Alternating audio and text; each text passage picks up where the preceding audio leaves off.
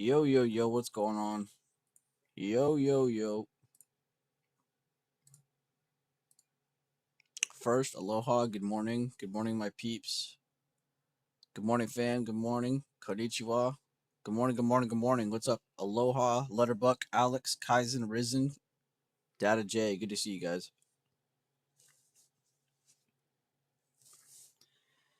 And yep, we had a Sunday stream. Pretty damn long. Yesterday, I had a full day stream. Day before, full day stream. I don't know if we'll do that again today because we have NVIDIA earnings today, but I will try to hang out with you guys because why the F not? You guys are pretty cool.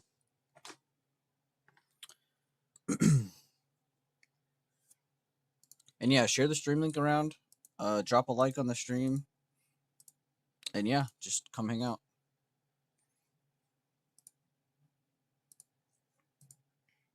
I do need to play some music. No wonder it's so quiet. We have about a minute and 55. We're kind of watching to see what happens of our 691.10s, or if we're going to make our return down to 687.20. A really big indicator we're going to be using today to help us with that is XLK.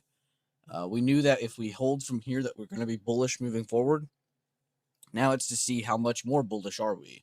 Are we going to just return back to previous day high on your XLK, which I'd probably just mark the opening of that green candle right there.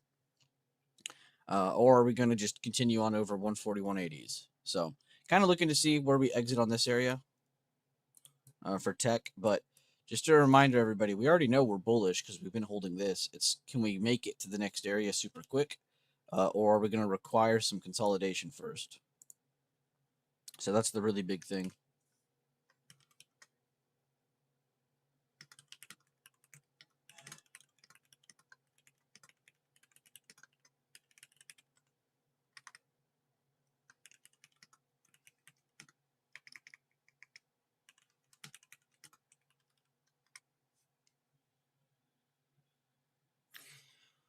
Again, just to kind of remind you all, tech weighs a lot.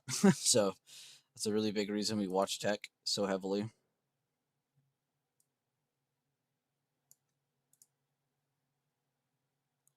Good morning, good morning, good morning. Good to see you guys. Good to see you guys.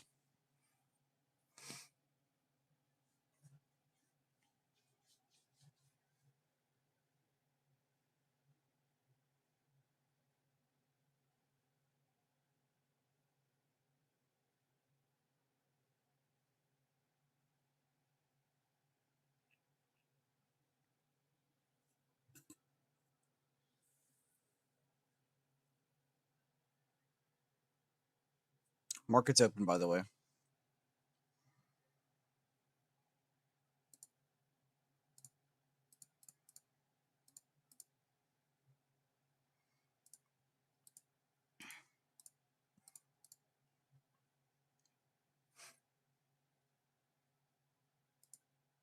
Damn, coin.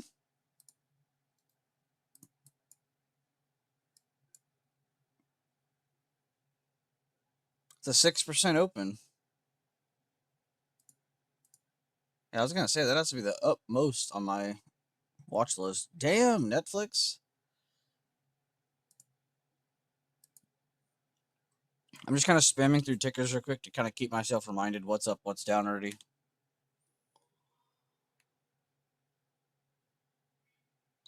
Okay, a lot of these are inside bars.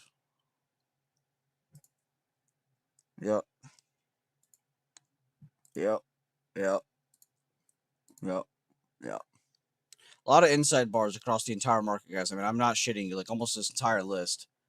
That's a lot. Again, key sector to watch today is tech. Can tech get out of this area?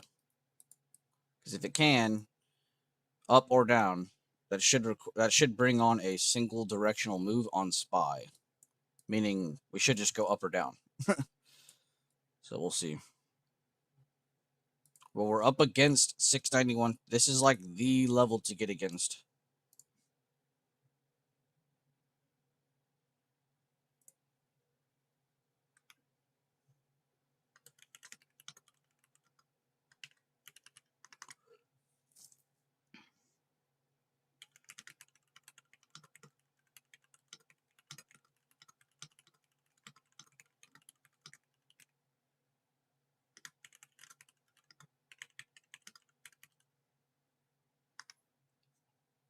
I said SPY at level. Pay attention to sectors now to see if we break or fail this area over the next 20 to 30 minutes.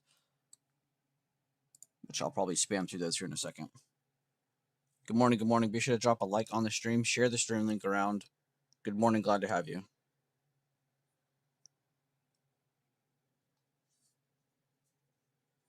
And yeah, I forgot to take off ads at the beginning, so you might have got one at the very, very, very, very, very beginning. But I went back in the setting and I turned monetization off.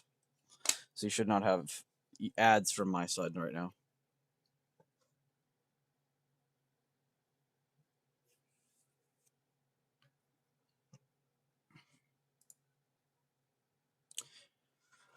Oh, man.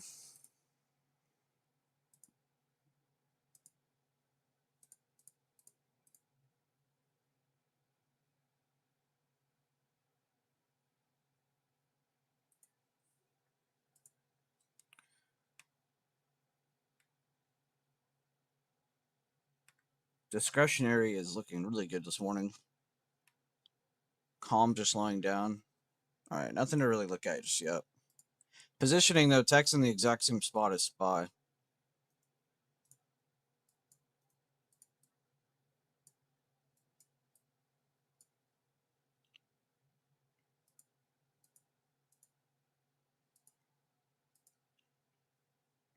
So if this fails this area, we'll probably see SPY fail short term. If this holds, picks up, probably see SPY hold and pick up. And if any of these kind of deter from that, then we'll talk about that. But if they're all green and this is pumping, then no issues. If this is dumping and these are also pulling back, also no issues. It's when they start to fight against each other that we're like, oh shit, SPY can't do as good as we think it can.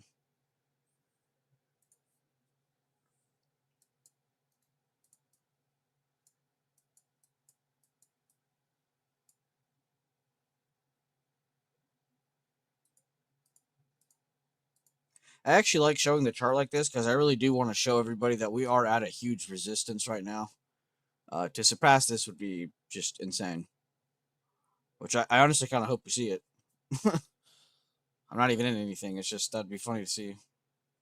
A good pump right before Nvidia earnings. That would be the easiest like call out for me. I'd be like, yeah, guys, we're probably gonna open lower tomorrow. Just seeing the pump before a pretty big earnings report. That'd be the exact time for a sell the news event.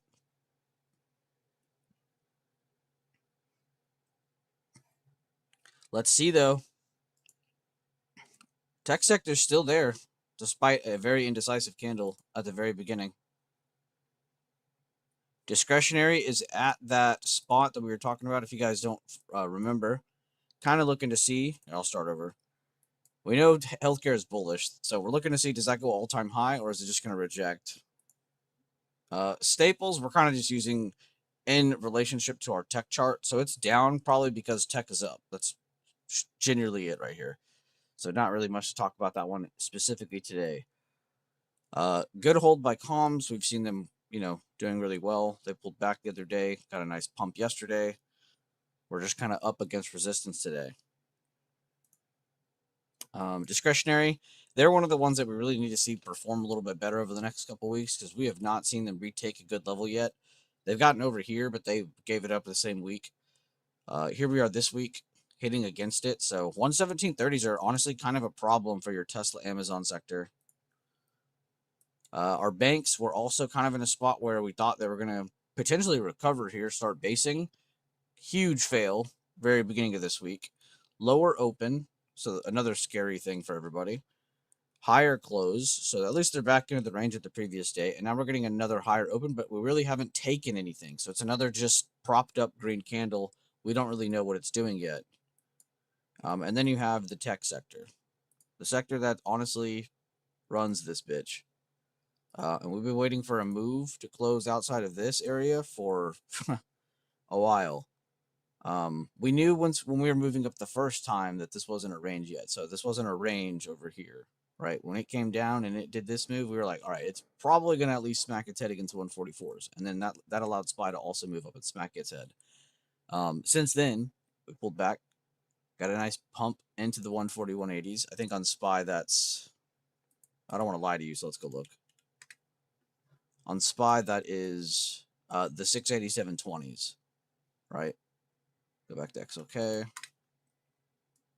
So getting past this would show that we're trying to get out of this short-term range in a very bullish fashion.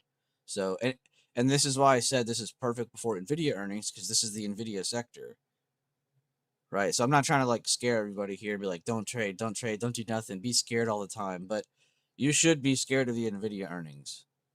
The fact that we're ranging like this is crazy, right? While SPY has been moving up. Tech hasn't moved up like that. So it just feels weird when you look at the sectors and it doesn't 100% translate over. And then you're like, oh, wait, we have NVIDIA earnings today. That's the largest market cap equity in the entire market right now. So not trying to scare you all and be like, oh my God, don't trade, be scared. No, still just be you today. But be in the mindset of, oh, this can fail, or oh, this can be kind of annoying to trade at the beginning of the day or middle of the day because of blank blank, NVIDIA earnings. So I'm not saying give yourself an excuse to cry and bitch and moan about stuff, but there is a good reason to kind of avoid certain things. If you ever feel weird about a trade, just don't enter. If you still feel really confident about it, just fucking forget everything. Just enter it anyway. By the way, guys, this was at 120. We were at 1 flat. Keep your eye on this number for a little bit. XLK. We're gonna be on SPY for a bit, but keep your eye on that number. It was at 120.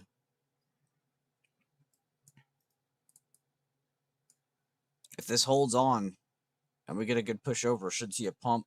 If we see the continuation down on this and these follow while this is rejecting, probably seeing that pullback.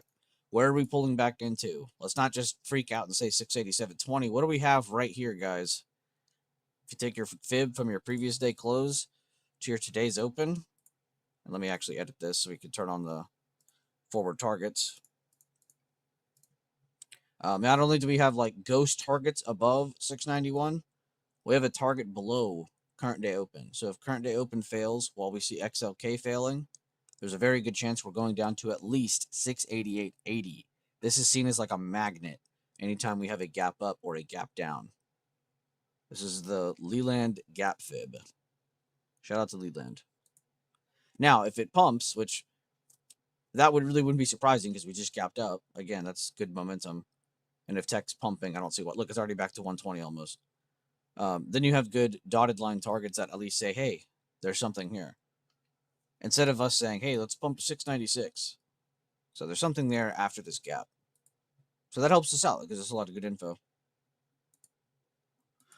Let's go down to the 1 minute. I think it's time.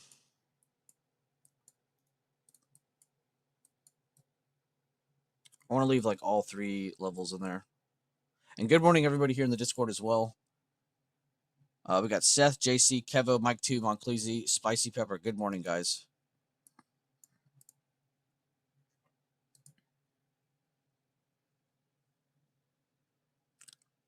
I think YouTube is fucking with me this morning. Why? What did it do?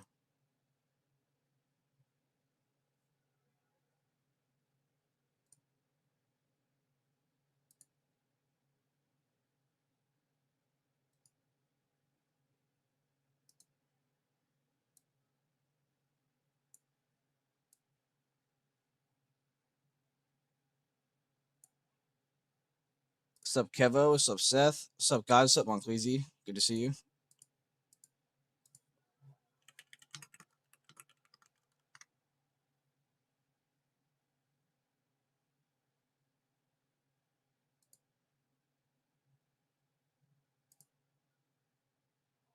Is that a ticker, Maddie, or you're saying ooey? I'm a little surprised. Oh, is the South Korea thing again? Never mind. You're not trolling. Yeah, I forgot South Korea is like on crack right now. I mean, look at that, dude. Like, what even am I looking at? This looks like Alibaba. Yo, speaking of Alibaba, what happened to those? You almost forget about an entire national market. JD. Where's Roblox at? Whew. Yo, Roblox. Did I remember Roblox at the right time?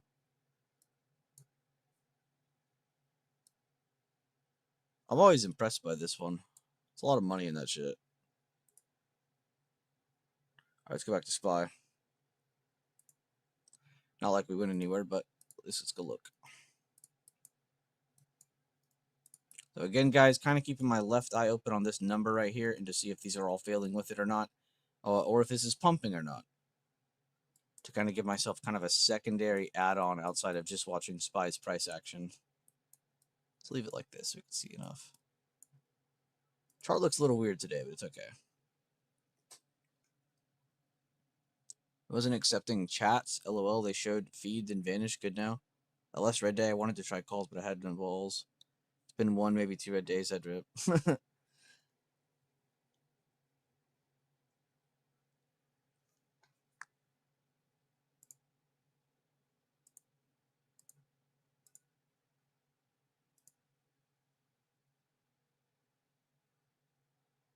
You think we go down to 688, fill gap, then back up? Yeah.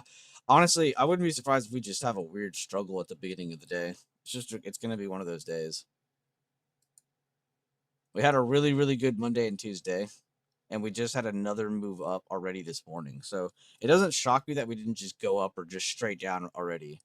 I was honestly kind of expecting just a sideways open. It's only been 13 minutes, but it just felt like this was inevitable. Yeah, I think that's a good path. I think a lot of the time we have these gap ups too on the backup of like really good days like we have had. It makes sense to at least magnet to this. So I would like to at least see this or get a good close over this level to show, yeah, we're probably going to at least 693. Should at least pump to that. But on the back end of this large of a move, it really doesn't have to go anywhere. It already kind of opened up against the target. So if it pulls back, I'm also not going to be surprised. We really are in like a weird like 50-50 spot here, but with tons of bullish momentum. And look, Tech's at 142 now. So Tech's doing its job. If we can get over 141.80s, we should see a move up on SPY. Banks are hurting Tech.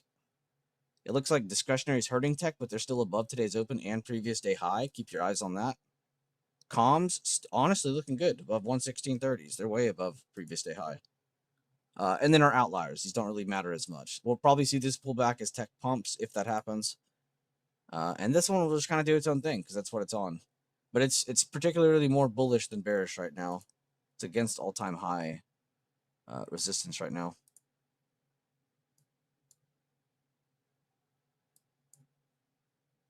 $685, good delta for cheap cons, so $695 at 114. Bet. Good looks, good looks.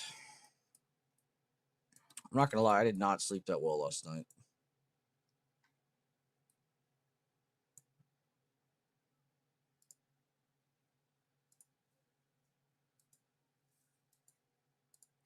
Anyone watch the State of the Union? I think I watched like 2 minutes of it. And then I just read like summaries of it. And then I didn't at all.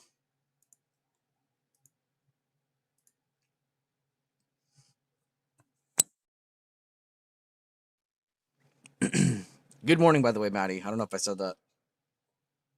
Good to see you.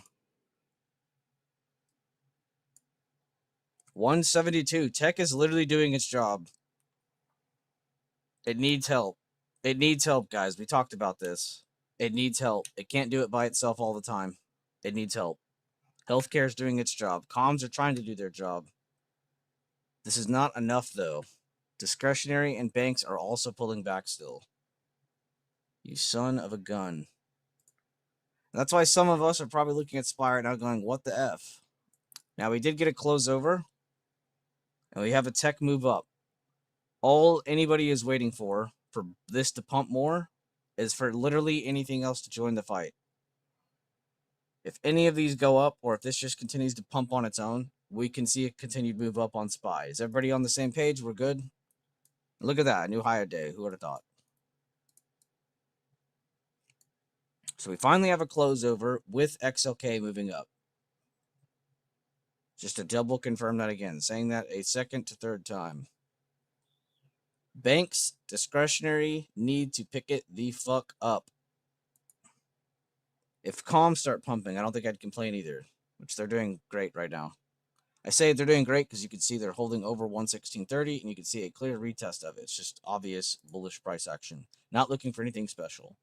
Healthcare pumping. Look at that, guys. All right. Banks turning up. Let's see if they can help. Discretionary. Let's see if you can help. You're doing great, Tech. I feel like I'm rooting on like a fucking, like a children's football team or something. Yep, you're doing great. Here's your snack.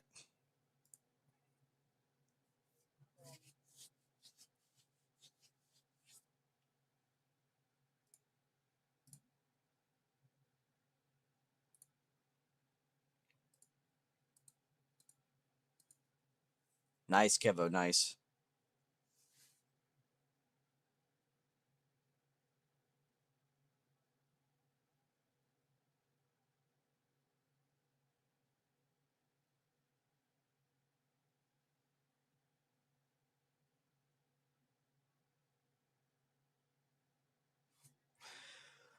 Let's see if these other sectors helped or not.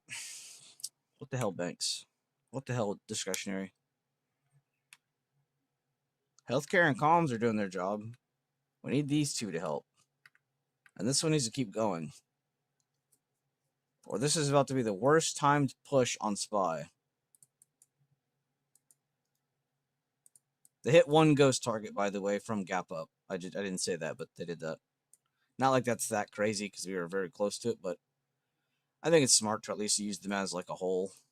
Like I told you guys the other day and the day before, seeing like two levels next to each other is really nice because it kind of feels like you can use them both as a whole instead of just one to the other.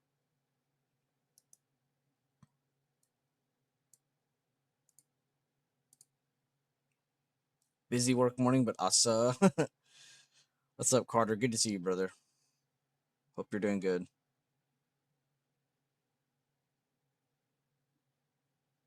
And thank you, even though you have a busy ass morning, you still clicked on the stream. I appreciate that. Oh, guys in the stream, make sure you drop a like on the stream, share the stream link around. If you're in Discord, you don't have to do a damn thing. You just keep being yourself.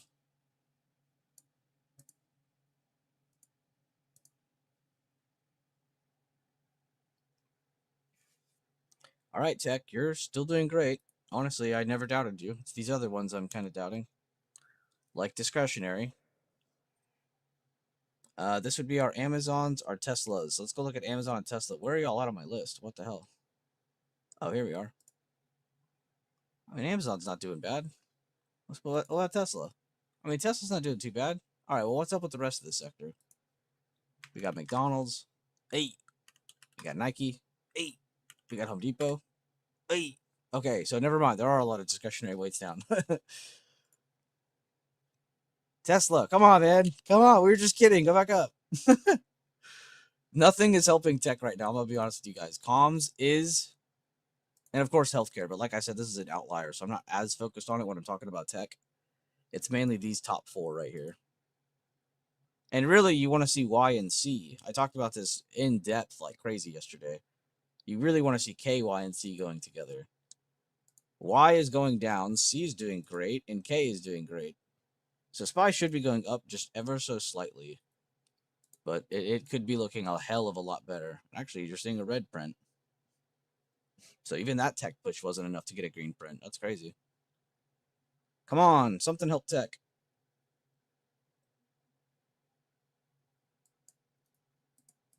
If nothing helps tech in the next like 10, 20, 30 minutes and we're breaking back down under 691, you could definitely take away the bullishness. But if we're still above this and this is all still holding, I don't see why you shouldn't, considering the size of the gap up. So we should still be a lot more bullish than bearish right now. It is a little weird because you don't have all the sectors helping. I literally just said this yesterday too. It's like it's rare you see tech going by itself and absolutely nothing is helping it. Like always there's like at least one sector doing something to help it. Like today we got comms and healthcare, but you have discretionary and banks not doing jack shit. But tech's doing everything. Look at this, 2.1 now. Remember what I said earlier, guys? 120, 1.20. It went down to one flat. We are double that now, over double that now. So tech has done a great job this morning. We just need to see some help from others, but the others haven't really fallen, under areas where it's like, oh shit, it's not the end of the world yet. They're just not helping. So I hope that makes sense. I'm honestly trying to simplify that as much as I'm like trying to make it sound like it's like a group of people helping each other or something like, but that is kind of what it's like when you're looking at like the sectors to kind of help yourself on spot. And not every day is it going to be, oh, they're all pumping, let's get calls. Oh, they're all dumping, let's get puts. It's going to be a day like this where the right sectors are pumping and a couple are not, making it a really slow move up, right? I mean, we have moved up about $1.50, but it's been 22 minutes. After that size of a gap, that is a little concerning to me. Because after that size of a gap into resistance, you should either pop it or just reject it. We shouldn't be meddling with it like this. And it's probably because of what?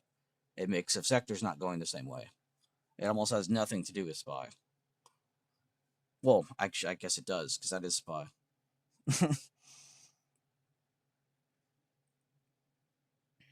And yeah, if not, we could still see a breakdown, hopefully to that 50%, like Kevo just said, because that'd be a really good like second route to take. And with us being above and breaking back below, that'd be great liquidity. I'm just kind of talking about other routes. I'm not trying to scare anybody if you guys are doing something.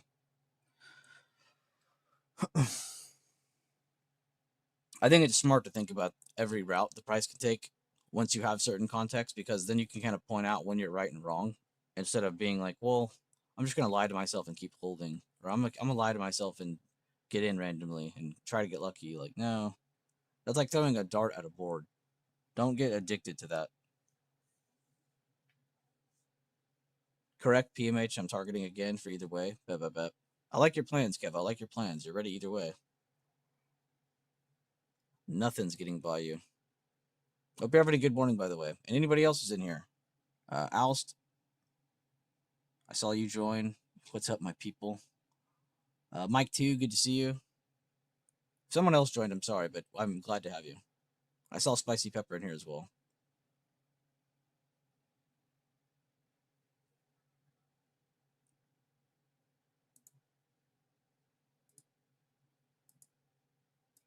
Once Bull does the same, we're all going to be like, dude, I'm going to be giggling my ass off the day someone finally tags me on that ticker. Staples are getting clapped? Yeah, I mean, they should. They should get clapped. Why is that? Can someone explain that to me? I've said it 100 times. Discord or YouTube, someone tell me. Why is this getting clapped? Why is it going down so heavy?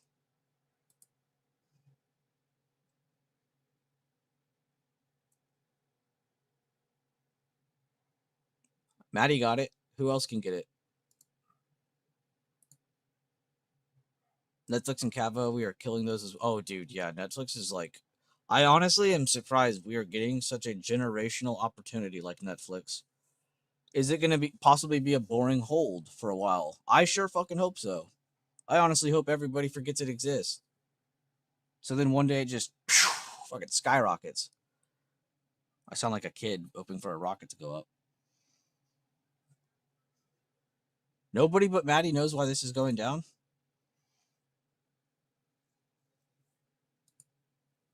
Rotation into IGV, you fucking wish. I mean, you're not fully wrong on that actually. Dude, fucking Coinbase, 6% almost still.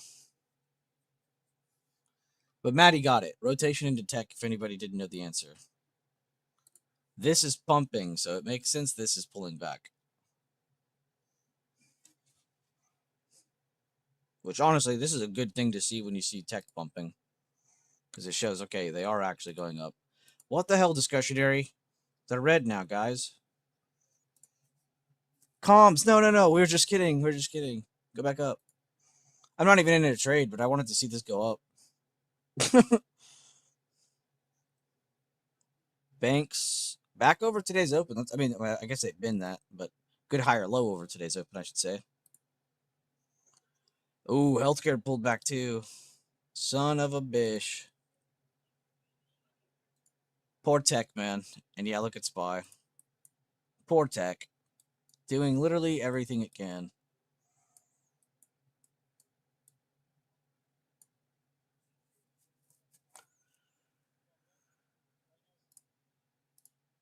Who was that? Who's talking right now?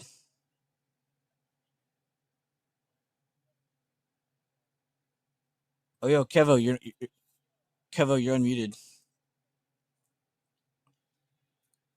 Kevo, you're unmuted.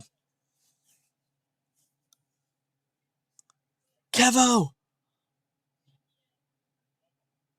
Kevo! Kevo! Kevo!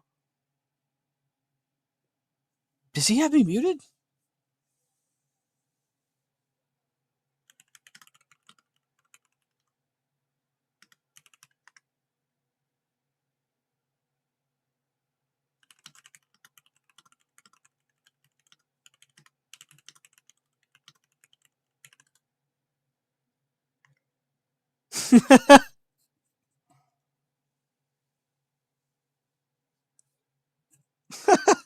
I just heard a girl in the background like, bro, he's rizzing someone up.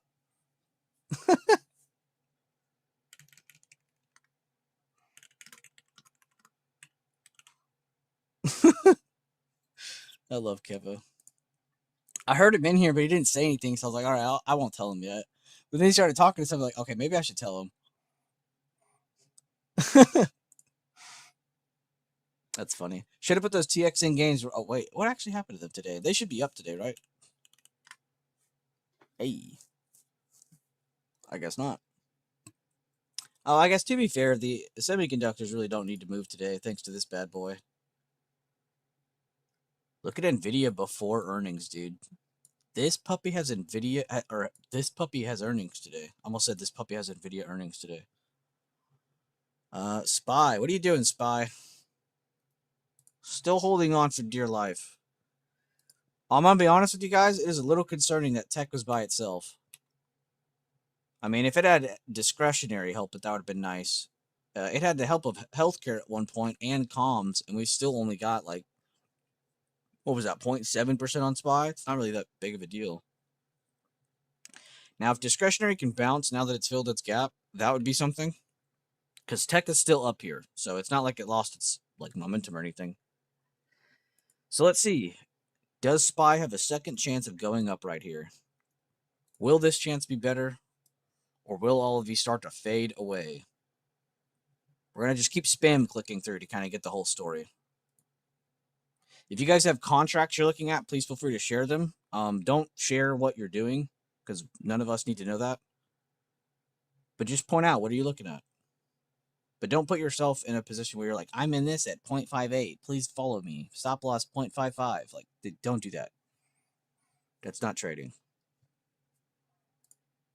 And we're not here to call out to each other like that. We're here to help each other out with the sectors, kind of understand the story, and actually understand why it should go up or down. So you don't just have that feeling, I think it's going to do that. No, you actually understand why you have that feeling, that intuition. You can actually back it up with context. Like we said, intuition is the strongest way to trade using what? The strongest word in the market, context. Let's see, spot. I mean, tech's still doing great. I see them at 2.56 right here. Kind of keeping my eye on the rest of those because they're all really low double-digit numbers, and then XLY is like just a flat number in general, so that one's going to be easy to remember. So if tech's holding here, we see fucking XLY go up to like 0.50, we probably will see SPY push up a little bit more. But let's see. If not, everything starts to fade away. It gives SPY every reason to pull back to at least current day open. We see a break of current day open. We have that 50% of the gap up right there. It's actually a very simple chart in front of us, but the sectors today are not being simple.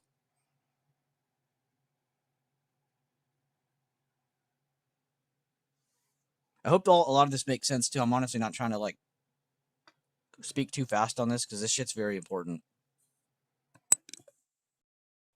I've had a lot of people in here ask about like sectors and rotation and shit, so I've been trying to go over it like at every moment I possibly can.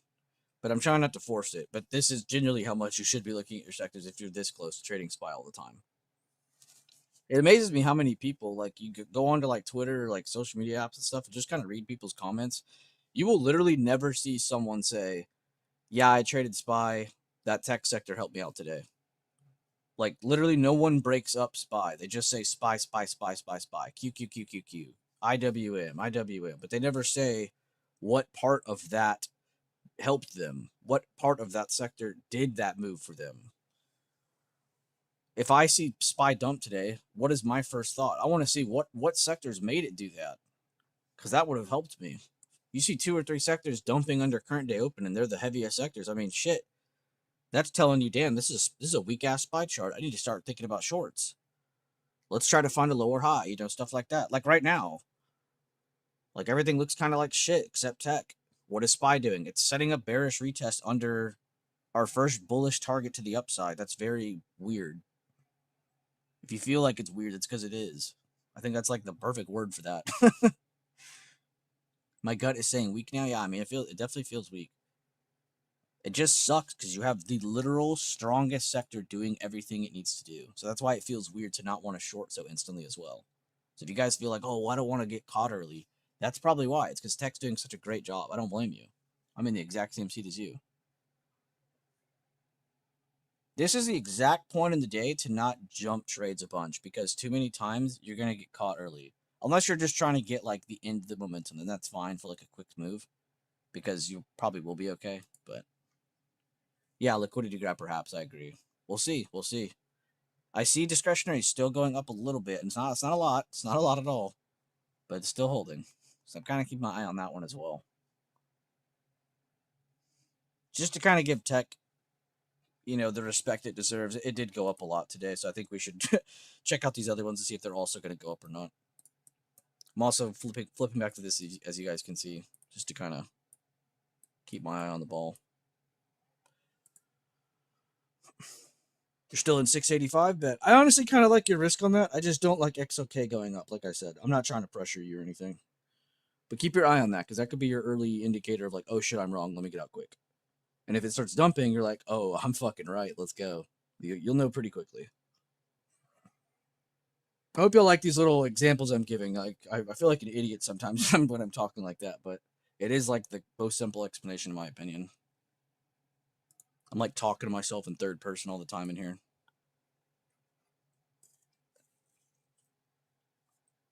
Good morning, good morning, good morning. Make sure to drop a like on the stream. We're also on Discord if you guys just don't fuck with YouTube. That's totally fine.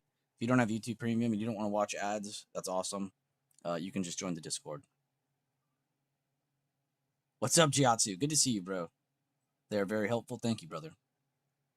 I just thank you. I needed to hear that because I don't know who needs it, who doesn't, I don't know who can listen and who can type and stuff, so.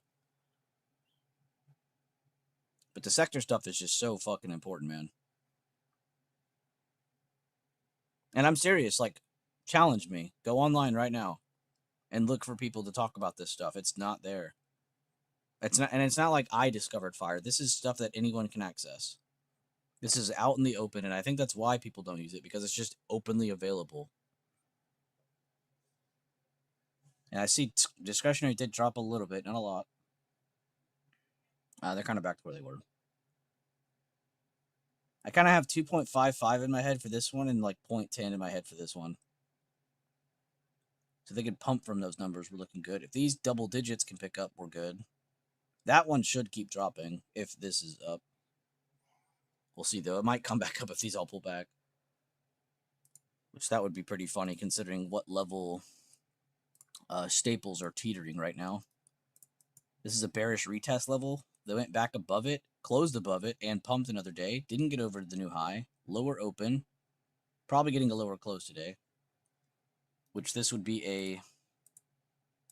Actually, I'm not going to tell you guys. What pattern would this be? You got a bearish engulfing right here. And this is not a dark cloud cover.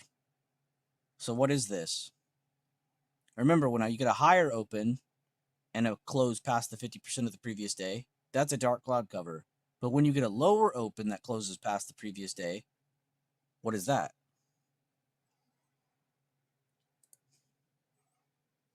I'll give you a hint. Actually, I can't give you that hint because that would literally tell you the answer. Who can guess this one? You can get this. You know your patterns, because this is not an easy pattern. Discord is superior. Mike 2 got it. Mike 2 got it. Mike 2 got it already. Who else can get it? Kicker? Not quite. You are in the right direction, though. Because the lower open, but we didn't open past the entirety of the candle. That would be a kicker. We got the lower open into the lower. I mean, I'm not going to say lower close because we don't know that yet, but as it is right now, I just want to show this as an example. It'd be a crow. A single black crow.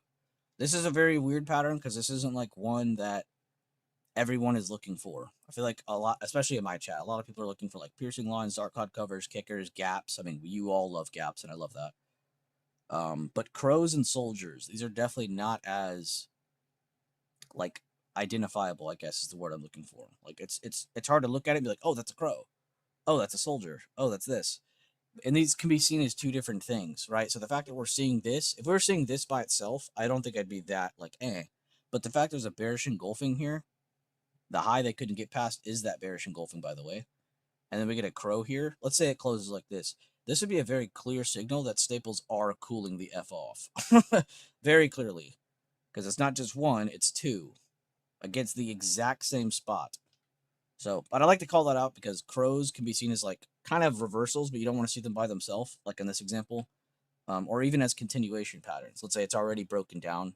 We got one reset candle going up, and then we get a lower open into a lower close. That happens a lot. That's a good continuation pattern, like a retest. And looking over here, I see discretionary went red, and I see XLK is a little bit down from the number I had in my head, which tells me SPY is probably down a little bit more, not a lot. Let's go look. And look at that. Down a little bit more, not a lot. We almost smacked today's open already, guys. So as long as we're under this level and we still see weakness across this, we will probably magnet towards the 50%. I hate to say it. The bulls tried their best this morning. Or at least Tech did. And now it's not over. We're still above the gap up. We're still above CDO. But I like to point this out because we have seen some initial signs of weakness. If that weakness picks up, that will be a pullback. So you want to either see a good retake of this and our sectors working together and pumping, or you want to see our sectors weakening and us still remain under this level to pull back to this level. So you have two good routes to take here, depending on what our sectors do.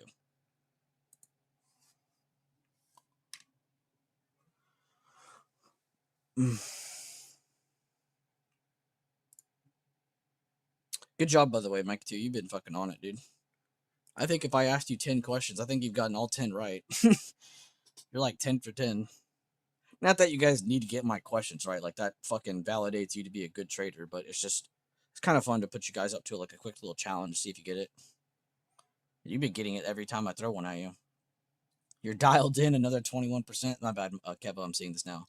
690.70 is PMH. Good call. Yeah, Kevo's been calling out pre-market high all morning in Discord if you guys are here. And though I'm not calling out specifically pre-market high, I am calling out that area. If I ever see us like have converging points, we'll talk about it, but we really haven't. Yep, pretty much midpoint of the day so far. Good looks, good looks. And good shit, Kevo. Just getting your quick gains to the upside, quick gains to the downside. We haven't really moved a shit ton, but it's kind of nice seeing you play like just off the momentum of the sectors, even if it's just for some quick small gains. I mean, not really small, but you know what I mean. Small in comparison to what you normally get is what I meant. But two quick trades like that, that's already a really big impact. And honestly, this one still looks fine. But good looks, good looks. I like that. Left two runners since we were at PMH. Let's see. Bet. And yeah, I like that. You kind of cut off a little bit of it. Now you're just chilling, waiting to see if the rest works out or not.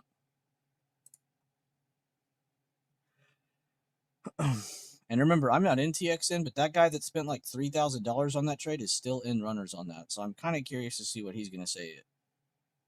Because I'm not in that anymore. But I want to see what he's doing with it. Who was that again? Oh, that was Driz. Yeah, that actually scared me yesterday. Like, I was like really happy for someone, but scared at the same time. I was like, what the fuck is this?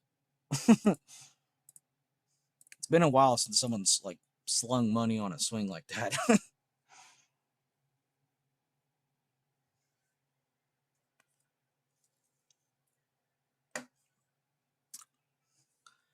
Let's see, does the open hold or not? Kind of keeping my eye on the XLK. It's at 2.3 now. Discretionary still just slightly flat red. Pretty much just flat.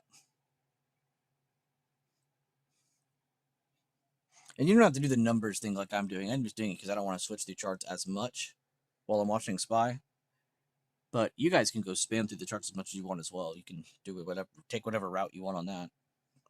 I don't know which one you guys prefer, but I'm trying to do both because honestly, I feel like they both kind of help. If you don't really want to leave the chart, just, what number was it at last?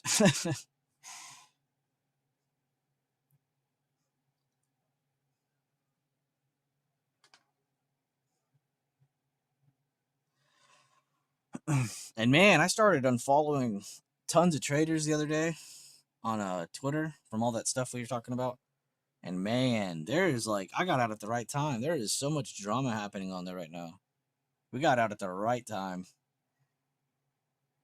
There's all these like really big traders like arguing with like a bunch of scam traders. The scam traders are like rage baiting for views. Like it's actually hilarious to watch. Now being involved, it probably isn't that much fun. But since we're not involved, we can eat popcorn and like watch from the sideline. A lot of drama on there though. Really glad we're not a part of that.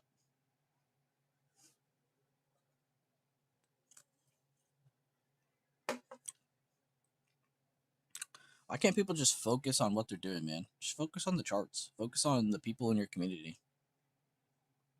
As soon as I started doing that, I started getting happier. Focusing on people in chat instead of just everything else. It's been so much nicer. Instead of focusing on a negative thing, going and replacing that energy and focusing on someone that's trying to actually, be here and, give a shit. It's fucking 10 times worth it.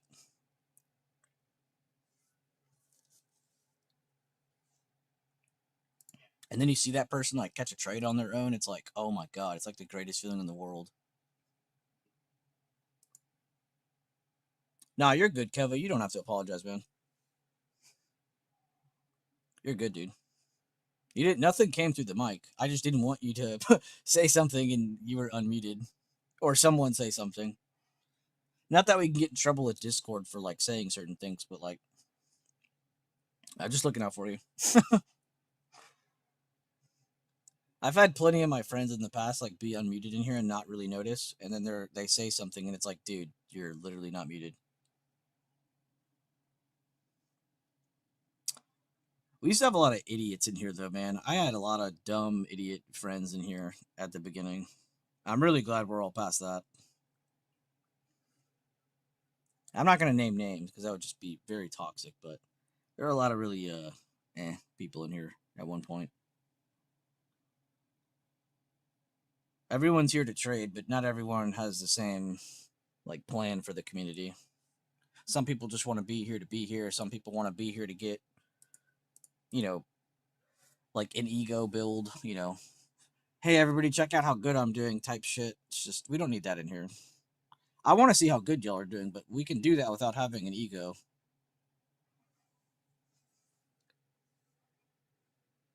And share your progress too. Like if you guys have a trade review, go share it. If you have a chart you're looking at, but you don't have a whole lot of info, just throw it up in the post charts anyway. No one's gonna care that you didn't type a paragraph.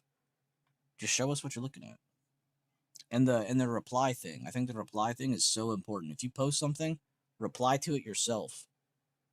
Like a day or two later, whenever you need to update, later in the day or something, whatever you're looking at. By the way, tech pulled back a little bit more, despite some of our other sectors holding a little bit better. I still see a lot of double digits over there, but I see XLV's doing pretty good. Tech did pull back. We're almost at 2 flat. So if we see a continuation of this trend, we're probably going to see a SPY pullback here. A continuation of seeing the sectors get weak is what I mean. Moncleasy, what's up, dude? Oh, nice. Little mini NASDAQ. Oh, and mini ES. Nice. You're done for the day? I fucking love to hear that. Dude, good shit, bro. All right, so what'd you do here on that left side chart? You like the push over 25 260, and then you like this dotted line. I like the price action over that line because you got a hammer with it. Oh, this is your trade. I see you're entering here. And that's like your law. Oh, okay, okay. This makes more sense. Sorry, my thinker swim brain got to catch up on this. And then you kind of ran into your target. So where did you take profit on that? Is it like at the end of that rectangle? Or at the very first candle exiting that rectangle? At the end? Okay, okay. So I thought, but I wanted to make sure and ask you. Yeah, I like that. We kind of got some consolidation, and then it just like broke up, freed up more. You got in. It started to consolidate more. You're already getting out. I like that. You kind of went from one level to the next.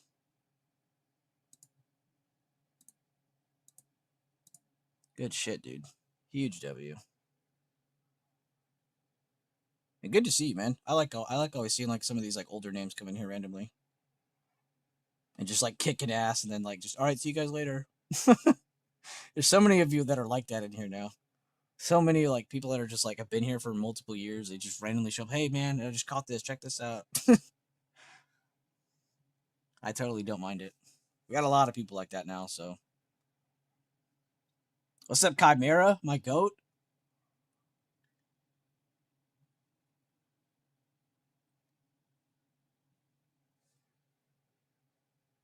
Facts. It's helped me putting down. No, I'm glad to hear that, dude. I'm not one of those people that's gonna be like, I don't see BP levels on your screen, bro. What the fuck? I start itching my arm a bunch. I'm just happy to see you kicking ass. Showed up, kicked ass, said, hey guys, look at this. That's what I like to see. That's good leadership, man. Thank you for coming in here and sharing that. Honestly, smart. They don't need him. Just don't increase my plan. Oh, on Netflix. Dude, honestly, I was saying I wouldn't mind if they upped my plan again, and then they did that like a couple months ago. I was like, fuck. They called out my gangster. Today's my travel day. Just parked and waited for a cat. Damn, so you were just doing this on the fly. On the move and you caught this shit. Oh, wait, this is a different person saying that. I read that as him. I use him for options still. For futures, it'd be kind of different. No, it's fine. I'm kind of used to talking to some of you futures guys because there's a lot of you down here. Like Maddie, Carter's in it now. Carter's in the call right now.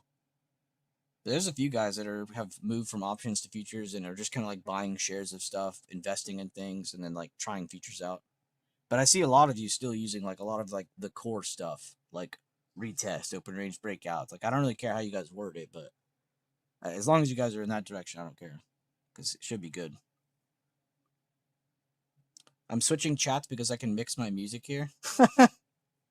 That's totally fine.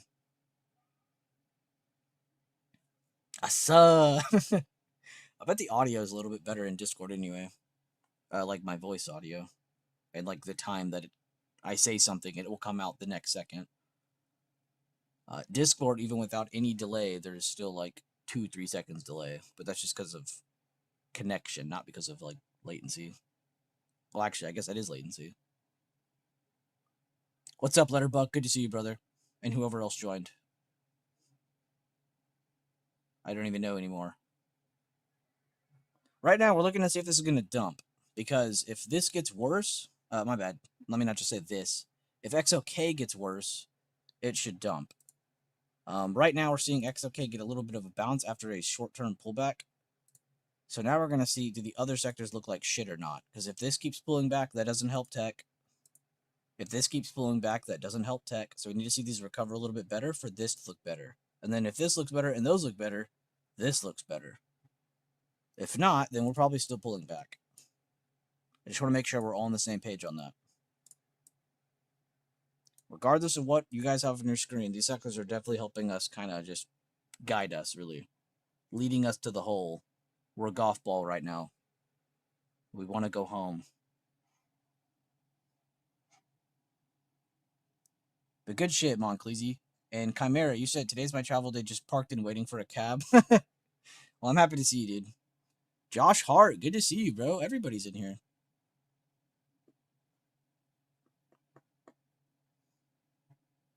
Chimera, you're not... I'm sorry if I've said this like 10 other times, but I feel like it'd be just disrespectful to you if I just didn't ask you. You're not Matthew, right?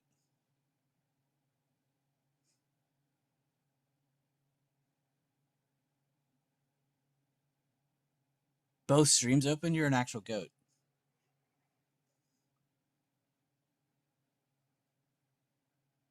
Yeah, Josh Hart, I see you everywhere.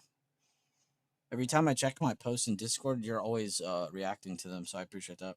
Not like we need reactions on everything, but I do appreciate you engaging with the post. Right now, we're looking to see if SPY's going to dump more or not. Kind of using tech on the sectors to help us out.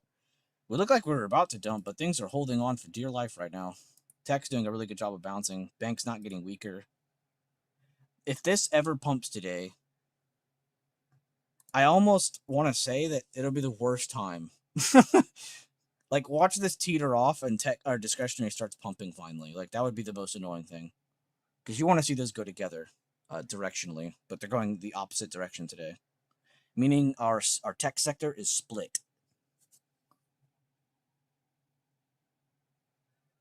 Though the more important part of it is up, the not as important part of it is down, as well as its counterpart, comms. We need at least Y or C to help it out. Y or C are both not helping right now.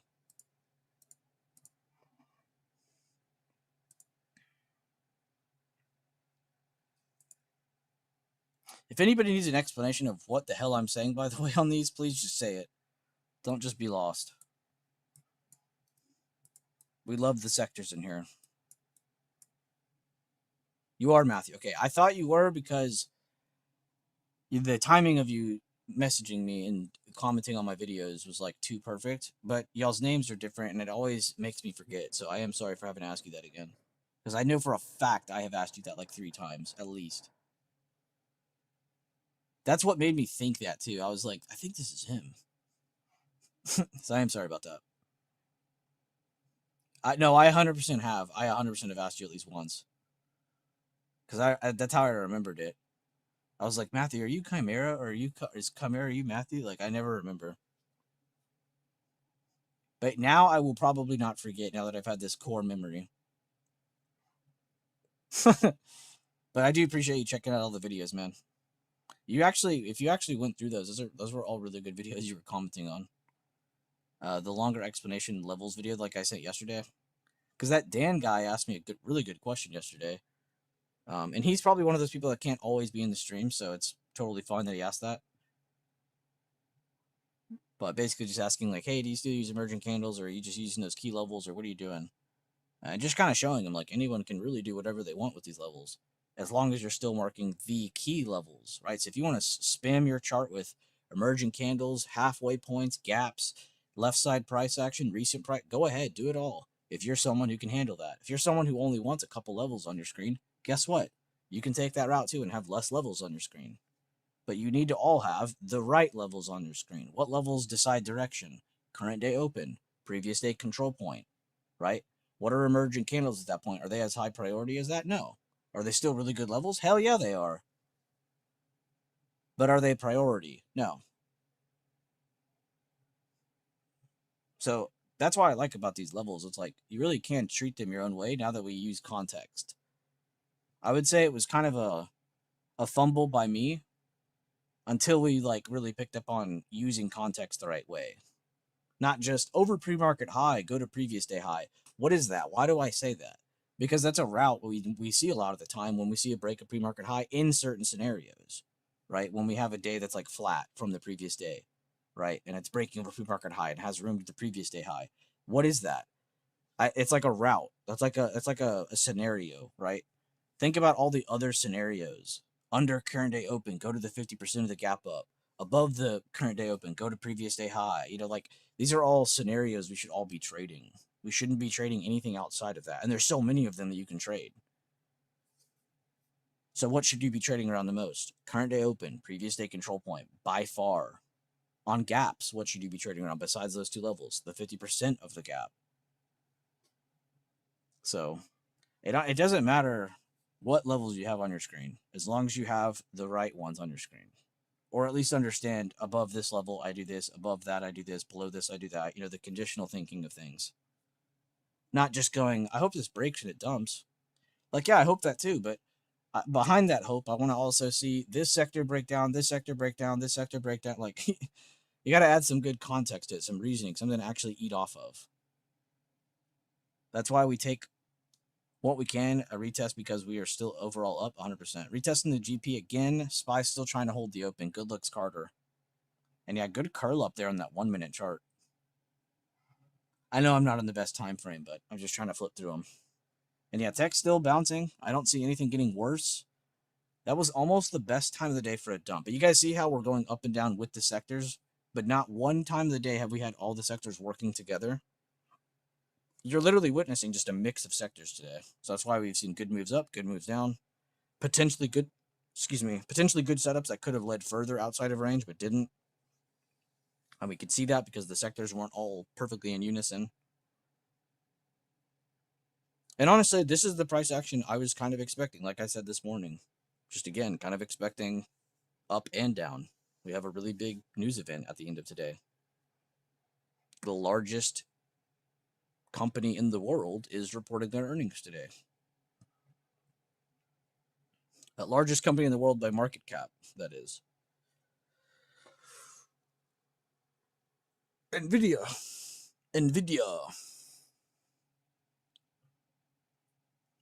Reps on reps, 100%.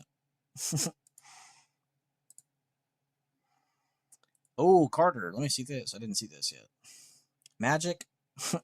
5 minute OB at high of day, followed by inverted hammer. 1 minute we lost and rejected the golden pockets, hold the break of low. Second at extension level. Let's see this. Let's see this trade, brother. All right, so I see the push up. I see the breakdown. I see the halfway point in the GP. That's of that candle, right?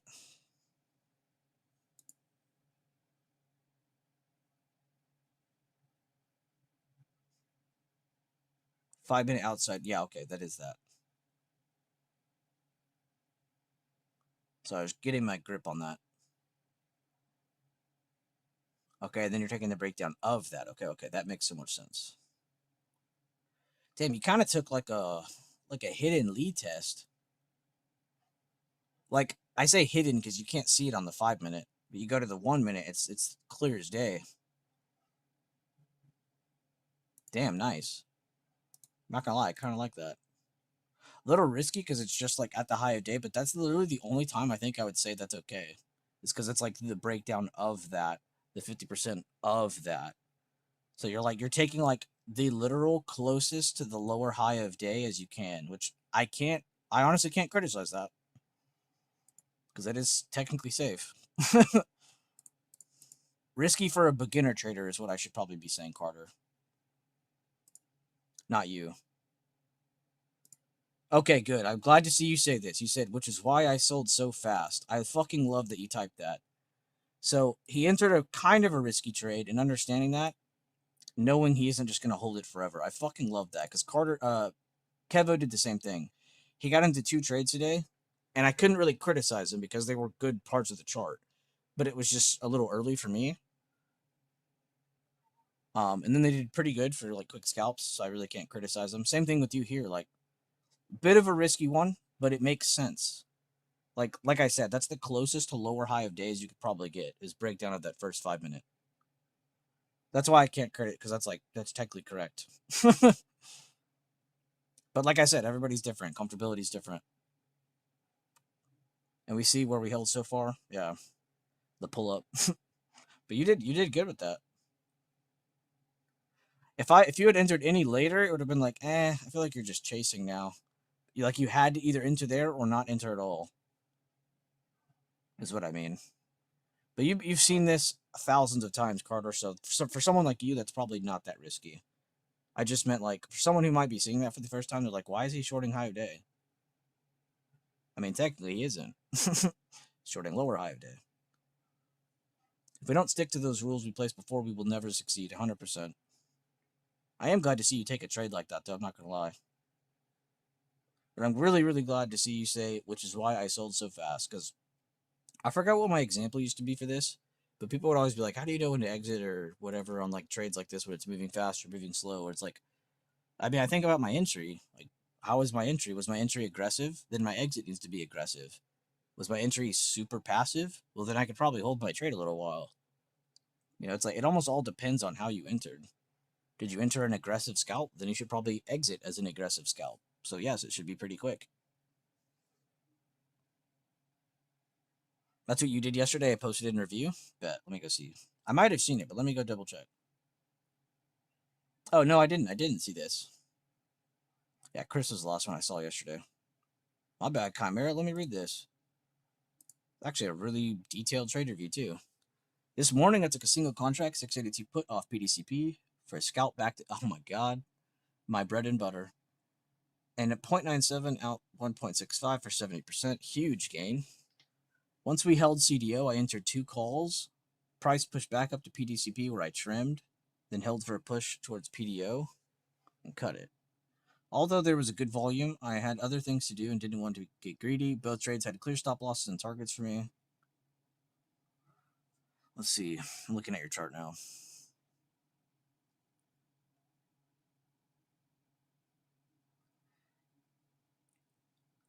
Oh, yeah, your first trade. I see it.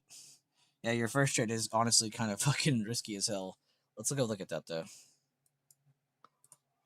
So I'll show you why it is risky and why it isn't for someone who's been seeing this for a long time. So he shorted from here to here, which technically is like, I say risky because you're above current day open, but he went into a target. So if you take a fib from here to the first breakdown on your 1 minute Chimera, so let me go to my 1 minute to show you. Get a fib. So see how price like pushed down, like kind of like from here to here. We're kind of looking to see like from here to here, does it stay under that to show us, is this a lower high? Why it's risky is because you're on the back end of a bullish move up above bullish levels, right? We know we're bullish above these 2 levels, and we know we're bullish above current day open. Clear as day. And that was the plan. So yes, it was risky, but as long as you're understanding that you're taking the lower high of the resistance tap, yes, you can take these. But don't take these too much, and you need to be in the mindset of, I'm not going to hold this too long. Because by that amount of time, it's either played out or it's failed. Because again, you're in a very key area. So that's why I say it's risky. But for people in here who have seen this a million times, it's not. You're just taking a lead test basically. But as long as you're approaching it the right way, I really can't criticize you for that, regardless of cutting it or taking profit. But good job on that. And then you can see here on Carter's. Oh my god,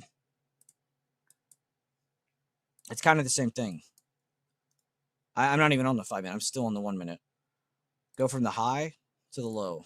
See how price came down, then broke back down. This is where Carter's looking. So you see how it's not that risky, but it is, because he's on the back end of a bullish move up, on a back end of a gap up again.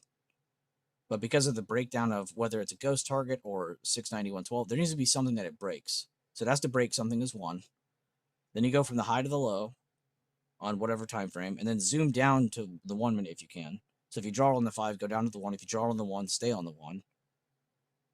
And see it. Watch for candlestick patterns. Watch for bullish pressure or bearish or bullish pressure. Sorry. So candlesticks. What do we have? We have a first initial move, 50-50 candle, bearish candle, another red close under the level that kind of initially made us even draw that fib in the first place. So taking trades as close to that is not that risky, as long as you understand, okay, if I get above this, I'm wrong. So you don't put yourself in a scenario where you're taking a fucking minus 40, minus 50% loss. But you also should be going for these trades all the time. You need to be in the understanding of direction. The reason Carter probably went for that as well is because he knows we've been going up. So he knows these kinds of trades can start to pop up a little bit. And look, a second one popped up. Against the same exact level, we know that, oh, lower high, probably under this. So for a technical scalp trader, you're 100% focused on like the micromanagement of what did it break? Once it broke it, draw that 50%. Can it stay under it, or is it getting back over it? That helps you decide direction outside of the other levels that are already telling you direction. That's why I wanted to explain that, because it is risky. Shouldn't do those all the time. But for people who do those all the time, it's really not that big of a deal.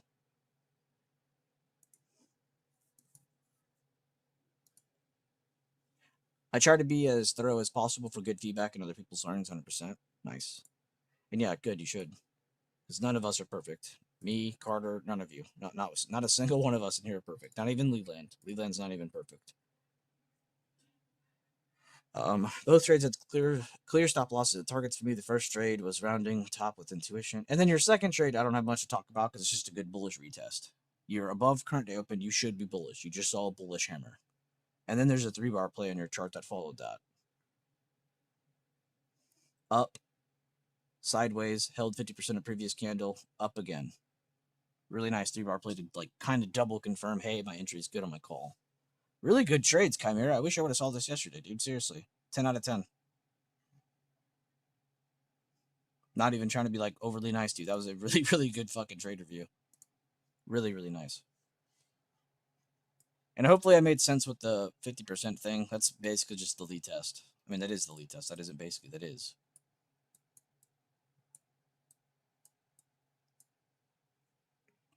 It's probably like one of my favorite trades to this day. Because it makes the most sense. I can spot it instantly. I can identify it instantly. I can be like, oh, that's what that is.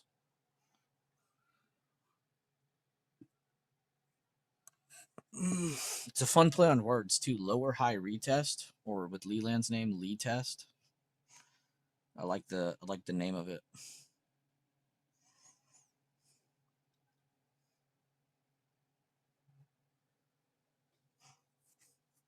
It made sense, and I will watch for that better now. I seen a rounding top. Good, good, good. And yeah, you did great. Be right back. Cabs here. Be safe, man. What's everyone up to? What you guys up to? I honestly have not read the YouTube stream as much today. Didn't look like I missed anything. Give me high of day. Holy oil data. What happened?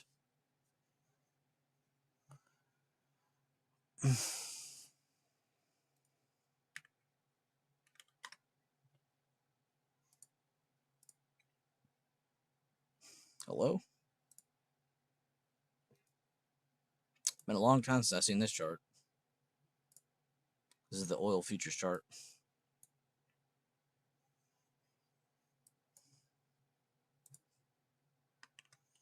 And then dollar sign DXY is the dollar. Haven't looked at this in a minute either.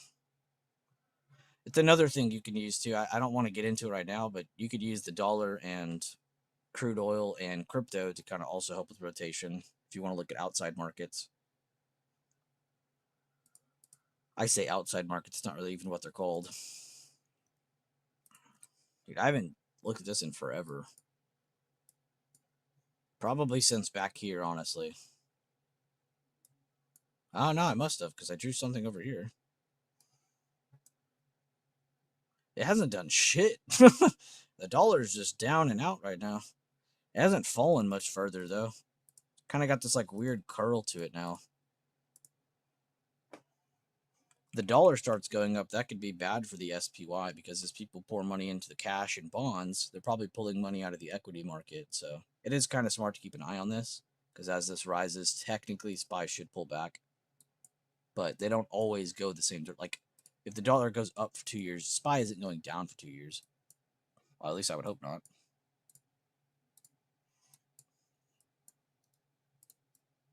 But that's another cool thing we can get into another stream one day. We used to talk about that a lot, but I don't like to get into it a whole lot because it does confuse people. Because it's not as easy as like 5 green sectors up, SPY go up. Like, it's a little different. It's longer term stuff. It's like over the course of multiple weeks, as we see that the dollar gets stronger, we'll probably see SPY get weaker, kind of thing.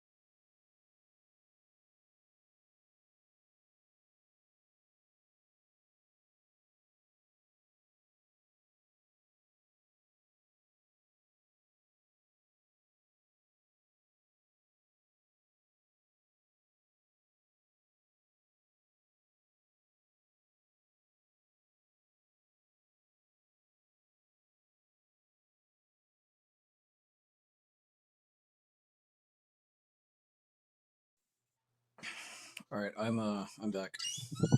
I didn't even say I was leaving, but I heard my dog's bell, and I was like, "Oh my god, I gotta see my dog."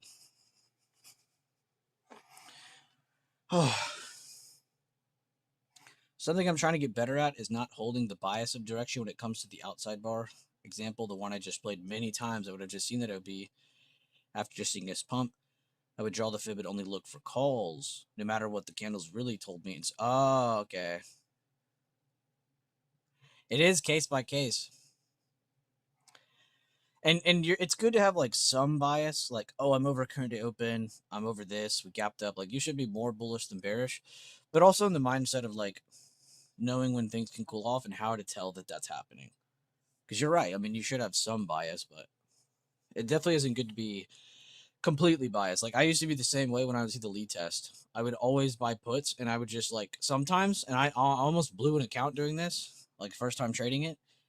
I would literally just enter and hold and then like go away. I'd come back like 2 hours and be like, all right, I should be up. Because I had so much bias behind the lead test. So I would expect myself to be up every single time. And that wasn't the case.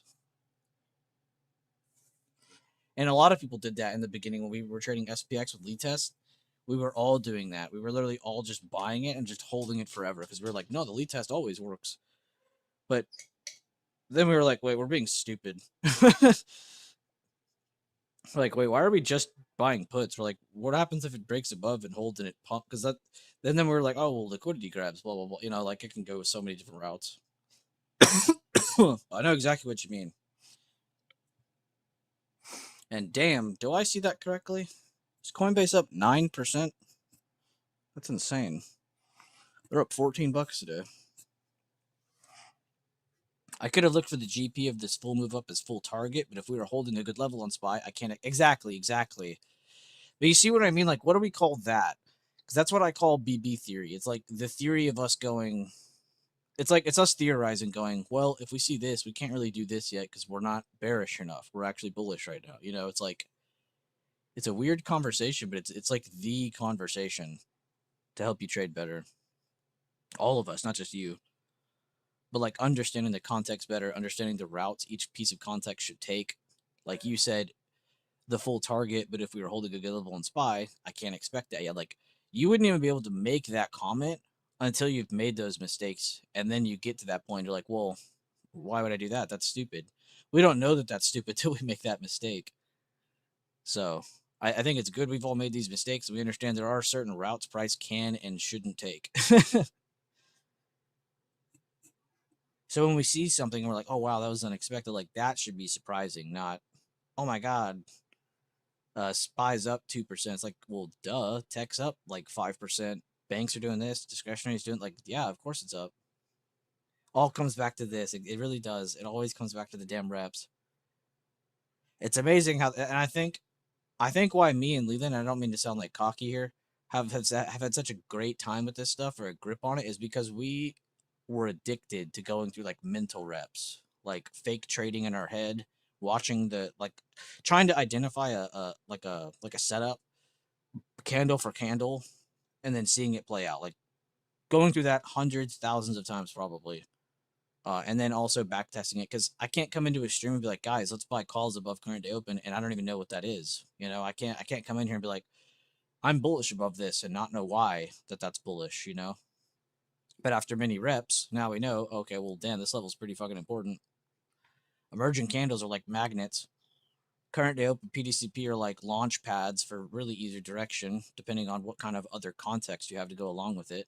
So if we have bullish price action and we're above bullish levels, we're probably going up. We got bearish candlesticks under some pretty good key levels. We're probably going to pull back. You mix in the sector info in that, it's just cherry on top. Because now you can actually break down why is it going down this much? Why is it going up this much? Like today, we've honestly had a lot of really good examples with the sectors kind of fighting and working with each other today. At one point, I mean, still even to this second, tech really did a lot of the work by itself. Was that enough to pump SPY? Not enough. They went up to 692. Since then, we've just kind of been pulling back. But have we pulled back and broken anything? Also, no, we haven't really broken anything.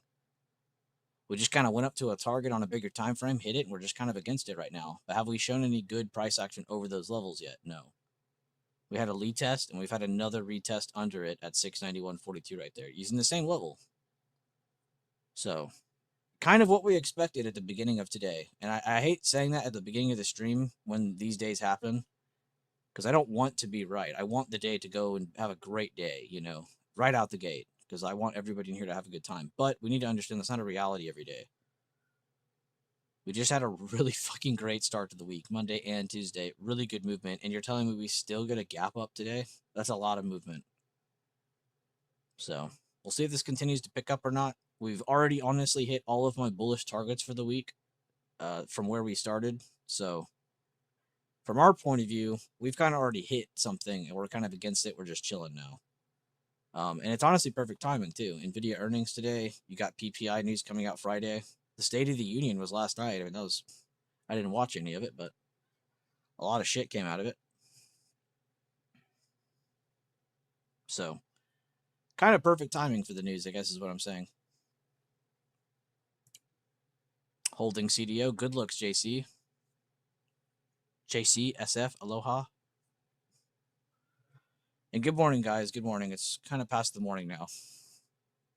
Be sure to drop a like on the YouTube stream if you're in there. Hope you guys are enjoying some of the updates and breakdowns, just overall conversations.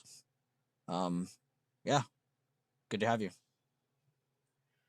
you guys have any questions or comments, please feel free to throw them out. I've honestly just been interacting with you guys more than I've looked at SPY today, which is honestly is probably why it's been a pretty fun stream. But we knew today like this would happen, so I'm kind of glad we got our swing out of the way. We knew not to swing into today because of just the uncertainty of the State of the Union stuff and NVIDIA earnings today.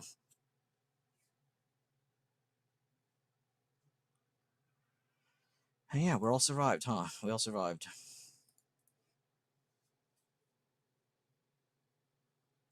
I'd be lying if I said my left eye wasn't stuck on that XLK net change number right there, 2.29.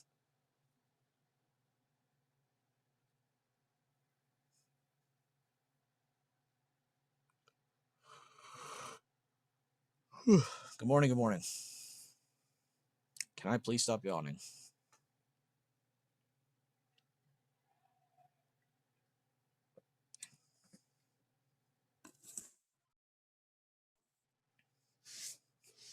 How'd you guys all sleep last night? If you slept at all. I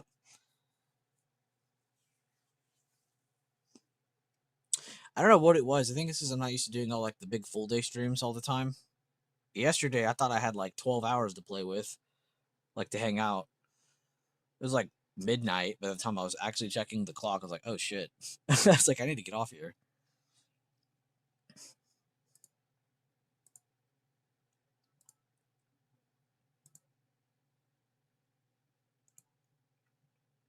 Oh yeah, I saw you share that the other day, Chimera. I saw you share that. Which it's funny. I think that's the one book I've heard people talk about that like actually helps people. I mean, over the years, I've heard people be like, "Bueller, you should read this. Bueller, you should read that." I mean, you can't. I couldn't tell you how many recommendations I've gotten. That has to be the one book I've seen literally everyone talk about, and it actually like somewhat helped them. And no, I have not read it. But out of all the recommendations I've seen, that seems like that's the one that's actually been pretty decent to people. I mean, I can't tell you how many books people try to get me to read in here. Half of them are full of shit. And honestly, I think I'm just so stuck in my ways on focusing on what I'm doing that I don't want to get distracted by other shit. Now, when it comes to like psychological books and stuff, that's cool because that's different. But it's so good. LOL. It's not even about stocks. He's talking about atoms and shit. Yeah. So I think that's why like people like that book because it doesn't really change their style of thinking. It just helps them. Because I'm not trying to change my strat reading a damn book, but I've heard that book is pretty good.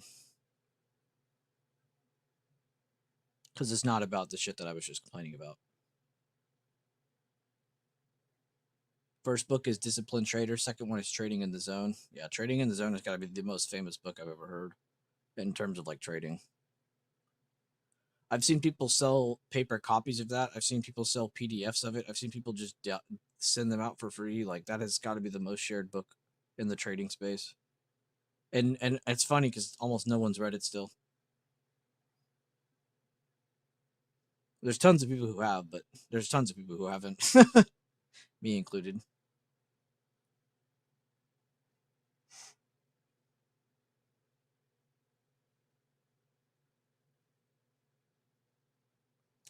Are we finally getting this pullback? Holy shit. Watch for tech 210. If it breaks under 210, that's actually helpful for the sellers. And the rest of these, if they remain red or pulling back, which discretionary, you've been kind of an asshole today.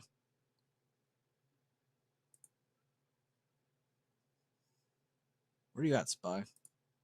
There you are.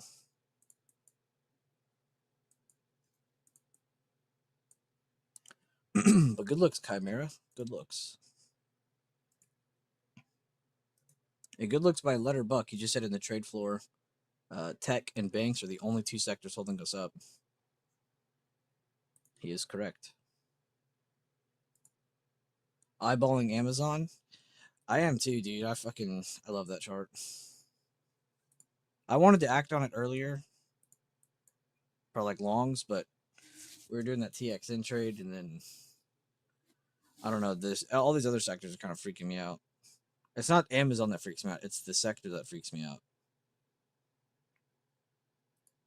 This because we're against the level that we need to get over to go up more, and we're heavily stopping against it multiple times, even rejecting it today.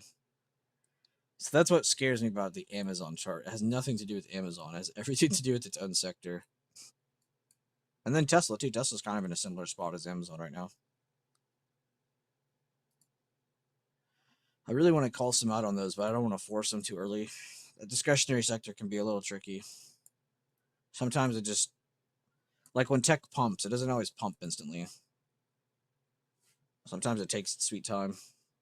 But sometimes that makes the best discretionary charts because you'll go look at like McDonald's, Nike, Home Depot, and they'll look like shit. And then you'll go look at Amazon. It looks like it's ready for a dip buy. It's like, damn.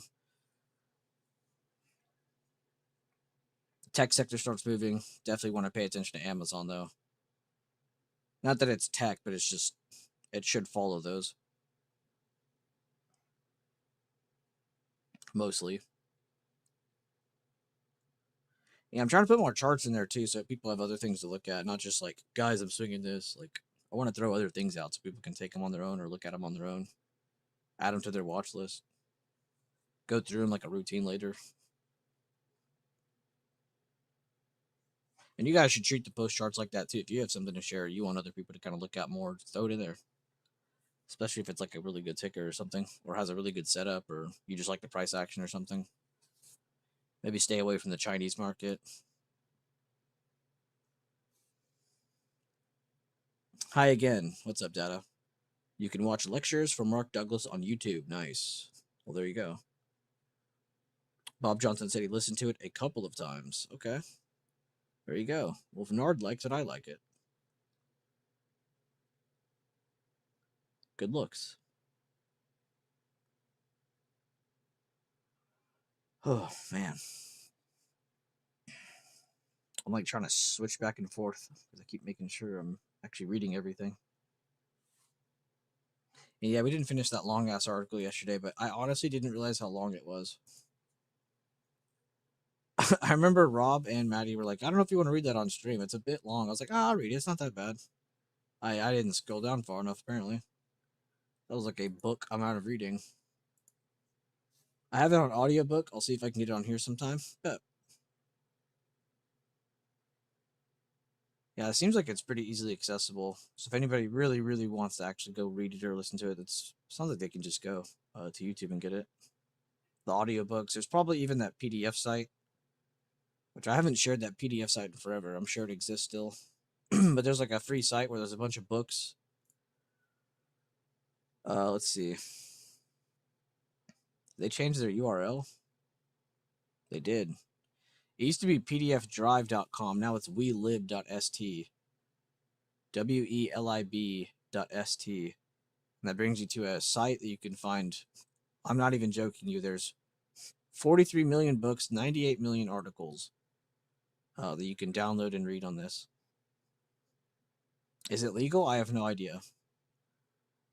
Have I used it and am I still here? Yes. But yeah, welib.st, a lot of free PDFs on there. And some of them are like paid for books. It's kind of crazy.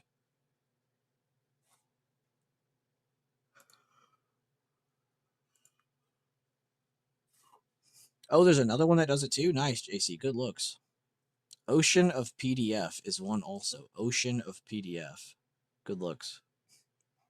I used a program called Libation Audio to download my Audible books. That's where I get mine. Oh, okay. I'm not gonna lie, I haven't listened to an audiobook since I was a kid. I would love to try that again. But it's gotta be a book I actually fuck with.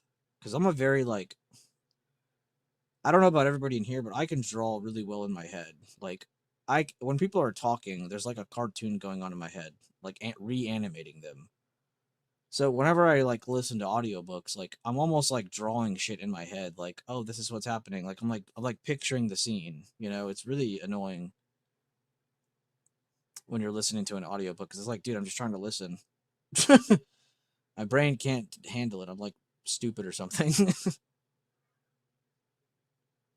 It's funny though.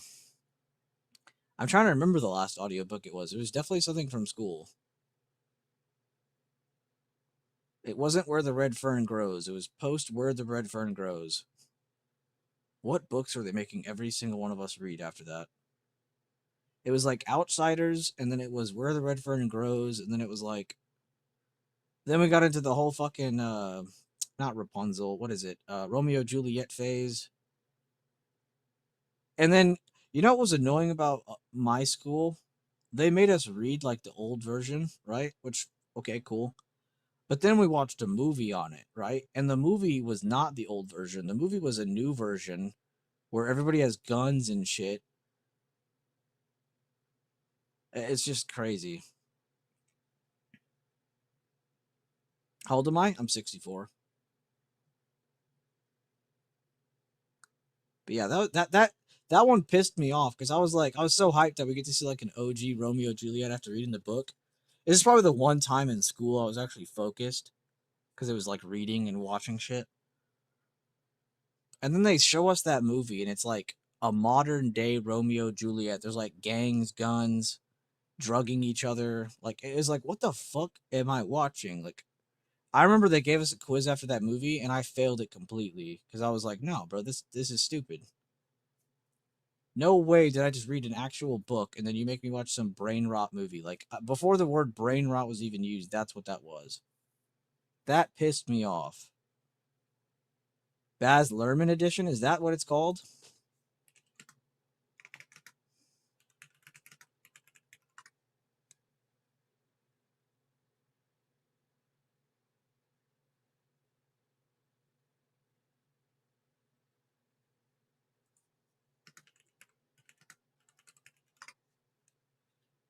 That's crazy that you know the name of that.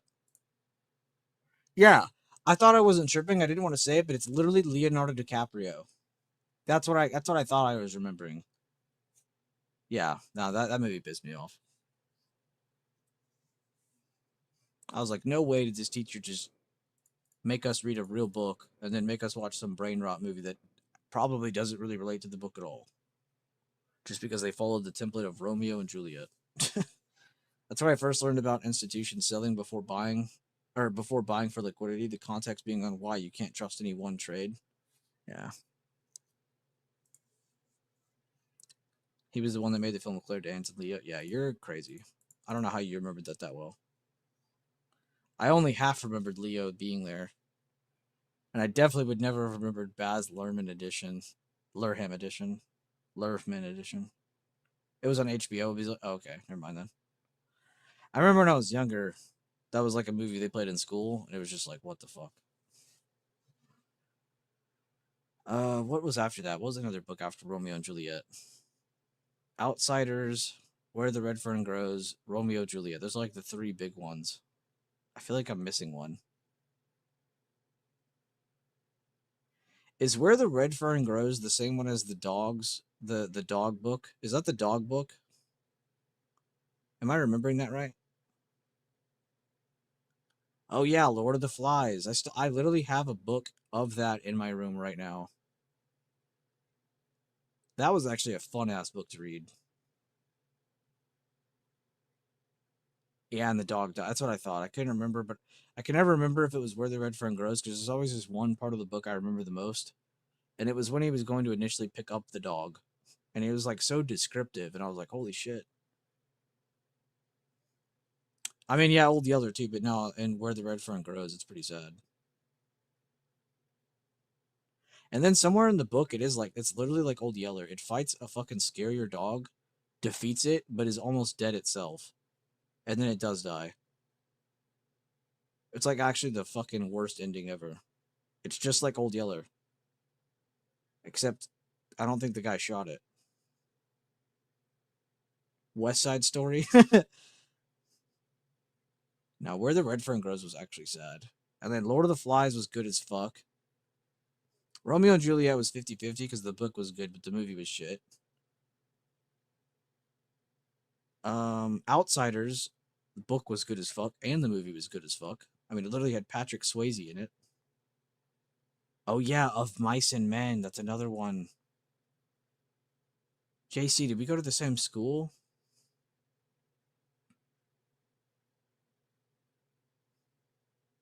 What is that, Seth?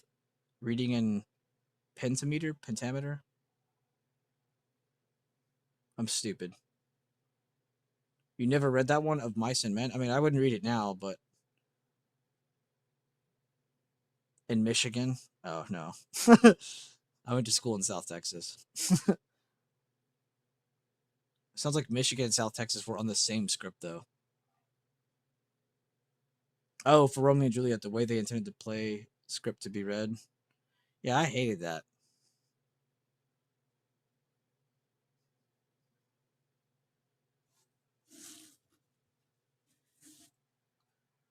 It's a specific way to enunciate, like da da da da da da. Oh, okay. Why did I sound it out like that? Like I was about to start singing. Do re mi, do re mi. I did it. Yeah, it felt goofy saying it. But I was like, wait, I felt like I hit that. That's funny. Damn, I just like reopened everyone's core memories of what books we were forced to read. Those were all like early junior high, early high school, late junior high. I'm trying to remember like the other ones though.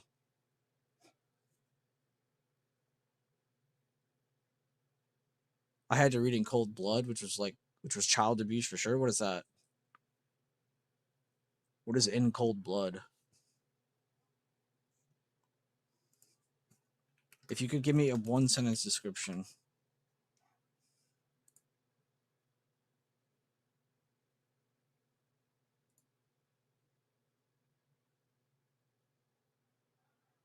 Wait, why do I feel like I've seen a movie that talks about this? Two drifters.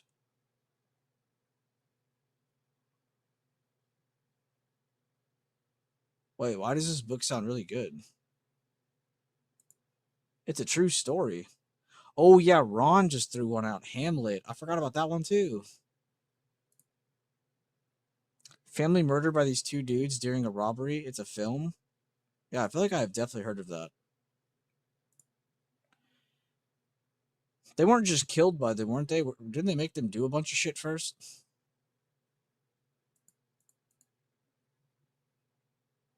Oh, that's another one, Seth. Damn, y'all have really good memory. Because I didn't remember any of these, but as soon as y'all typed them, I was like, oh my god, like all these just images started pouring through my head.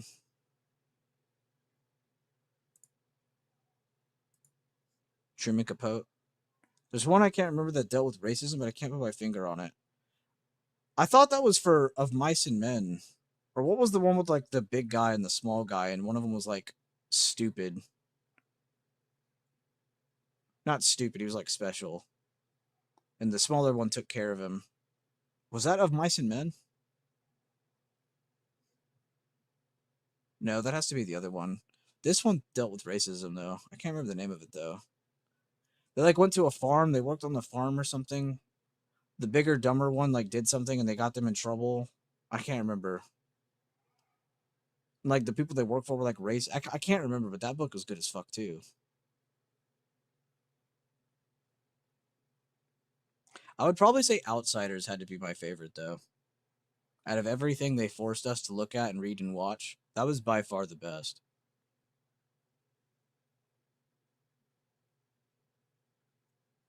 Stay golden, Pony Boy. That was like the best book ever. At least for material that they made us read. Nvidia going for new high of day. Good call out. Yeah, I see our sectors are still relatively green. Tech didn't really pull back at all. They just kind of sat there. Bank slightly up. Discretionary possibly curling back up. So your Amazon Tesla sector could be helpful here. The Outsiders was a big deal. It really was. I think that's like the only book from school that I like would see the movie like that I'd seen it multiple times. Is there a Titanic book? I feel like that would have been kind of cool to read. And then watch the Leo movie.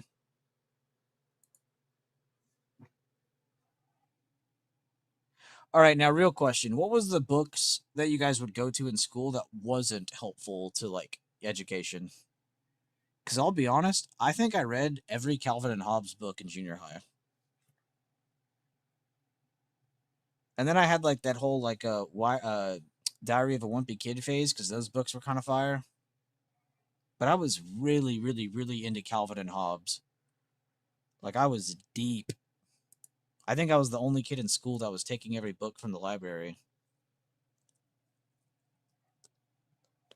My freshman year of college, I took a compare book to movie. In my head, it was going to be Superman. Instead, it was a dark, perverted stuff. A book that if you Google, you get put on a list, starts with an L, and it's about relationship with big age gaps. The other is, I don't even want to. I don't even want to. That was in your school? Freshman year of college? What the fuck? I'll be honest, I don't like what colleges do to kids these days. Not even liberal versus Republican type conversation, but dude, those schools are getting bad. They've only gotten worse since you've probably been there. Like in terms of like how they're teaching people, it's not what they're teaching, it's how they're teaching it. Like, did you know they don't even teach people about like space exploration as much anymore? And they haven't for a long time. Like it feels like we're in the Interstellar movie and they're wanting us to stop being space exploration and creative, thinking for ourselves. Like they want you to grow up and be an engineer. They want you to grow up and be a farmer. They want you to grow up and do this and that. Oh my God, Seth, you are the GOAT. He just remembered the one of ones. To Kill a Mockingbird.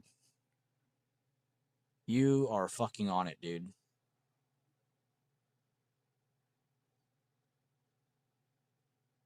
That is spot on. That was the other one I was thinking of. That was around like where the red fern grows era for me. I think we had to read both of those pretty quickly. And then I think after that was Of Mice and Men. Damn.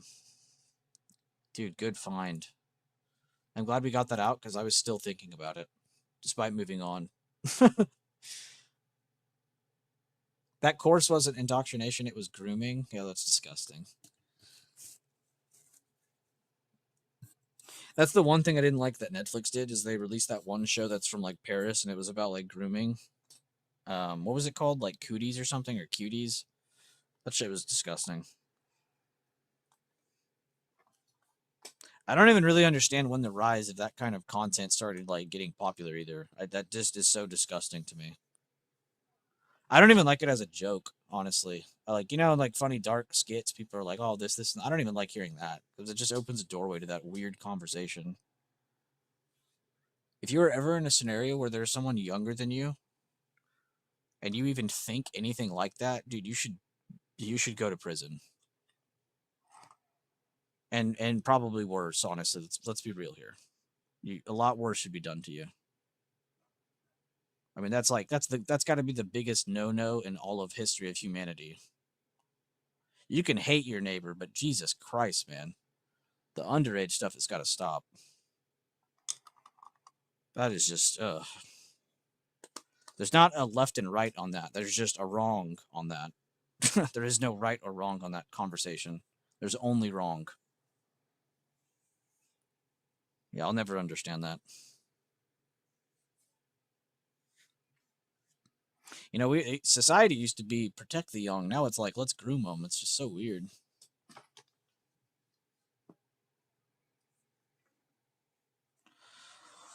Take care of your kids, man. Take care of your neighbors. That's all you got to worry about.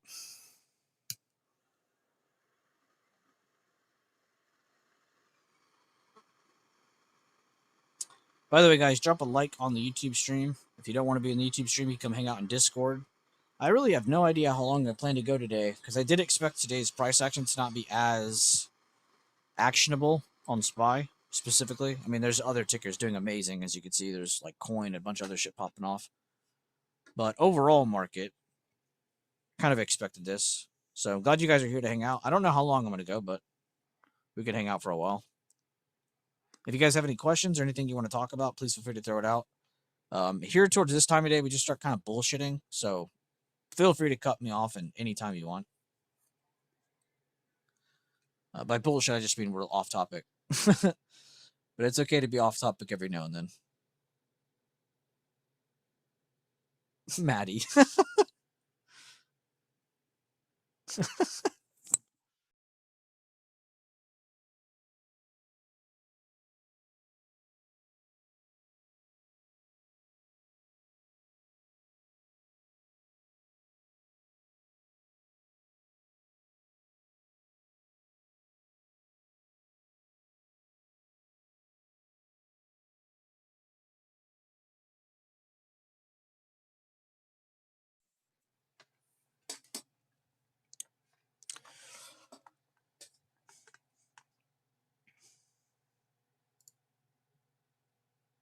I didn't get to play Battlefield 6 yesterday, no. Even though I said it on stream like 6 times. Thanks for reminding me.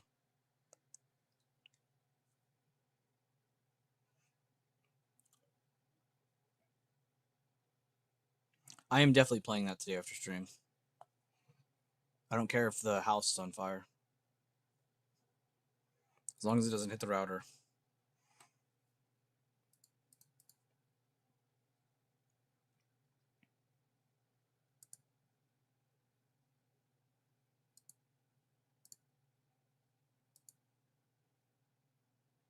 Is that why Coin is moving? Honestly, Coin's moving because it's on discount.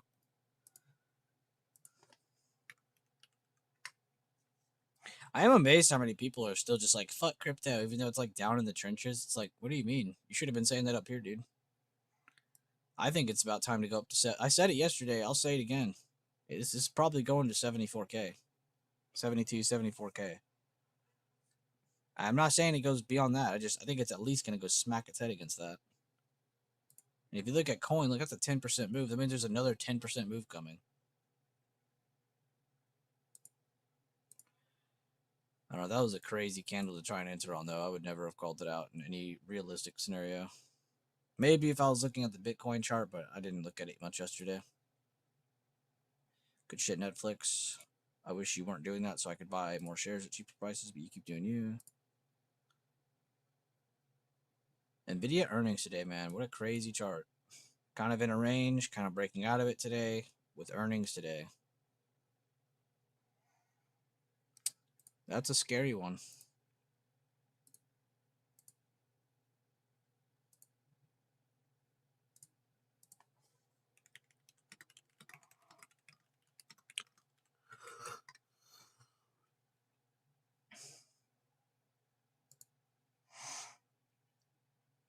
Oh, you know another book we forgot about?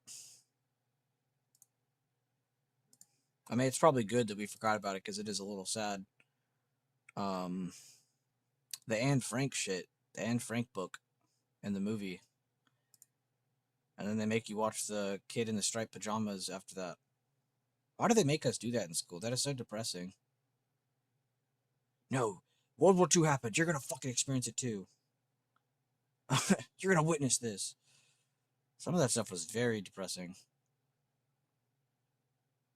Oh, The Catcher in the Rye. I didn't read that one. And then one of these books they tried to make us read, and I 100% bullshitted through it and did not read it. I can't remember which one. I think it was Fahrenheit 451. I was just so tired of reading. It had nothing to do with the book.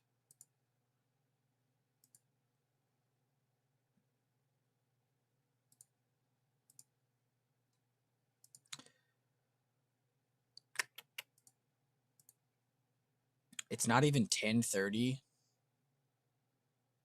I thought we were at least getting to like lunchtime already. We're not even at lunchtime. All right, my bad. I was clicking around to see if anybody said anything there. You want depressing? Watch the videos the U.S. took of the camps in World War II there. Yeah, those are not good at all. I watched probably Band of Brothers like 1,000 times, and it made me want to go watch some of them. So I've seen some of them, but yeah, it's not. What I was disgusted by is like when they went to those camps and they were trying to like help them the people out. They couldn't just feed them because feeding them could kill them. That was the crazy part. Like that's truly sad. Because you just start feeding them a bunch of shit, it'll fuck up their diet. They could die from that. They're people who haven't been eating for God knows how long. That was the sketchiest. That was the scariest shit I've ever seen.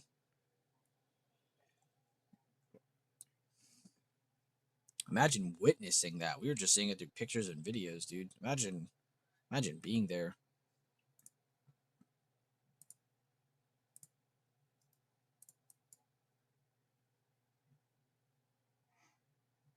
Survive the war, starving, and finally make it to die from a sandwich. Yeah, literally. There were people who literally died like that. Yeah. And it's just from like maybe like a U.S. soldier being like, "Hey, I want to help this guy. Let's give him food." They look like they're starving. You know, at that time they didn't know that shit. They didn't know that that would do that to them until doctors stepped in and were like, "Hey, you guys are killing them." It's like, damn. I just wanted to give him a sandwich, dude. But they have to like slowly put them back on a diet over time, or it will kill them. Like I said. Yeah, very crazy.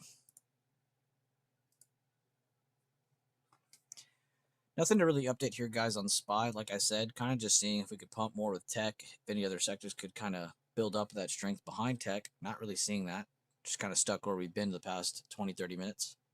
And you can see that perfectly pictured here on Spy. We went up, and then we just kind of went to the right after pulling back a little bit. But like I said, didn't even break today's open. We've literally just sat between this the whole time. So I guess we could look for a good move more into lunchtime or end of day. But to be honest with you, it's not that big of a deal considering the news that's coming out end of day today.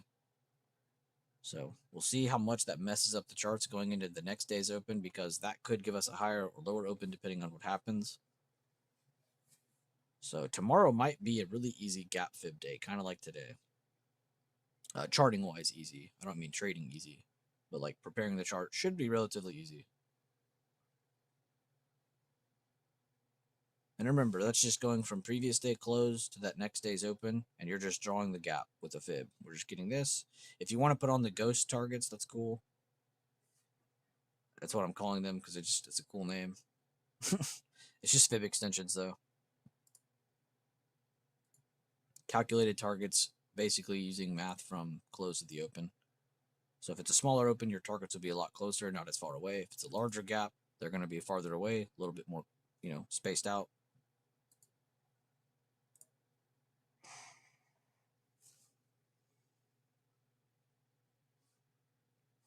But I'll check that out right now, actually. Data J.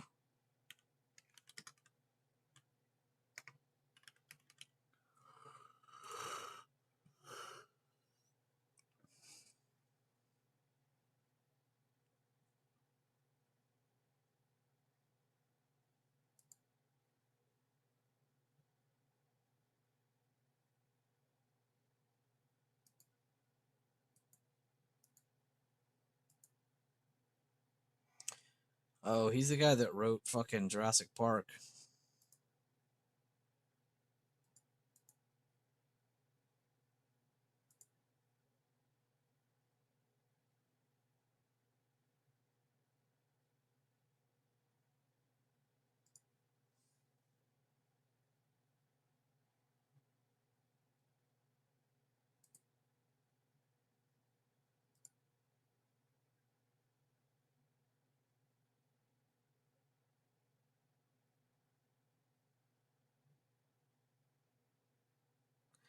Damn, he wrote a lot.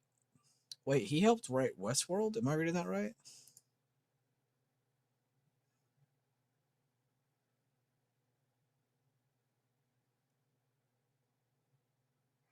What? He didn't write Westworld.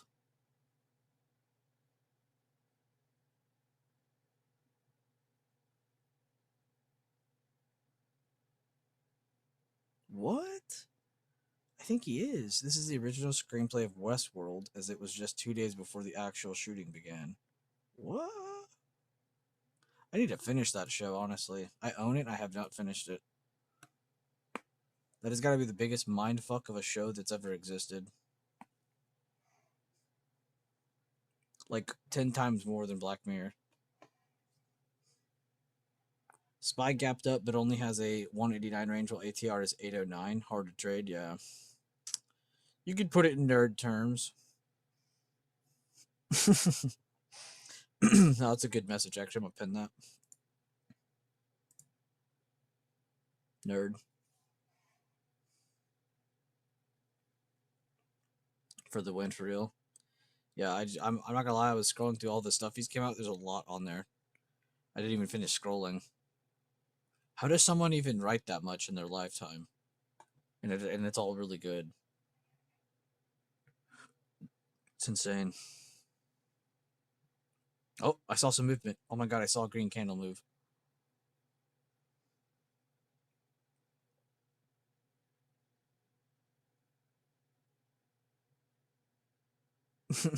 I'm not even rooting for up or down at this point. I'm just rooting for movement. But like I said, I really can't be looking for too much movement today with all the shit that's already happened and how much we've done this week, what we have left over this week with the news. I hate repeating it because it's boring as shit to hear, but it's the truth. Got to deal with it.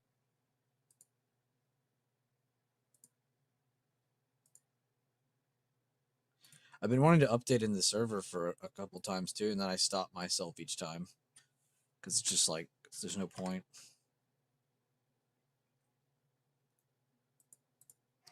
And then for SPX today and VIP, what is going on with my chart? Oh. The plan was to be bullish or bearish based off of this area here. It's something we've traded around, I think, like 100 times now. And you can see that didn't really do anything because we just gapped up. Hit a target area above, and we're just kind of here. So SPX really not doing too much today. But I do need to go update that.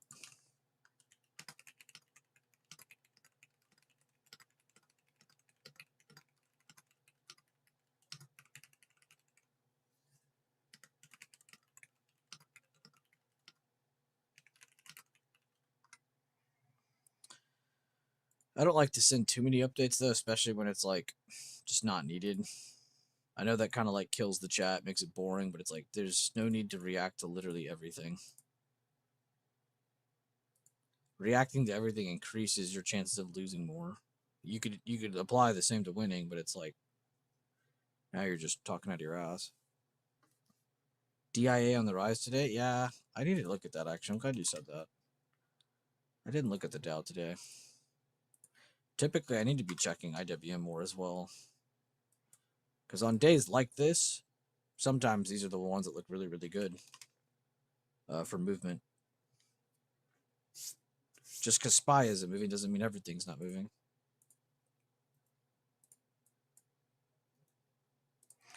Damn, look how it held previous day high supply. Previous day close. Holy. That's clean as hell. That actually looks like a really good pump's coming. What does the bigger time frame look like? I have no overall concept of what's going on in the larger time frames.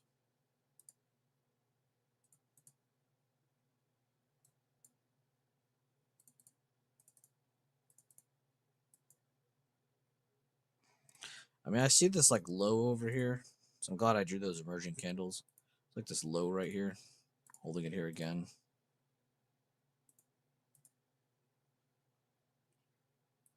And now we're kind of like another up or another gap up off of that after all this consolidation too is really good. holding that. I mean, Dow looks really healthy. I'm not gonna lie. Good find, JC. That's my fucking War Dragon Chief right there. 11%? This thing's still going. Bro, I've checked this like 3 times today. It was like 4%, 10%, 11%. Jakaris. That's funny. Stepping out for a bit. Need to work for a bit. Stay safe out there. You too, Carter. Thank you, man, for being here. You're the GOAT. He can't hear me say that because he left, but he's the GOAT. Chet Q call. This ought to be good. It's from Mike too. Bullish kicker holding gap midpoint on the daily. All right, let's see if you got this or not. Let's see if you can be human like the rest of us and finally get something wrong. Let's see. Okay, it is a bullish kicker. So you're talking about the reset candle then, I see. Honestly, I never know how to draw these because I don't like to draw like that. I honestly like to draw the candle that did it. That looks a lot nicer. Damn, good looks. Good looks. Your perfect streak is still going.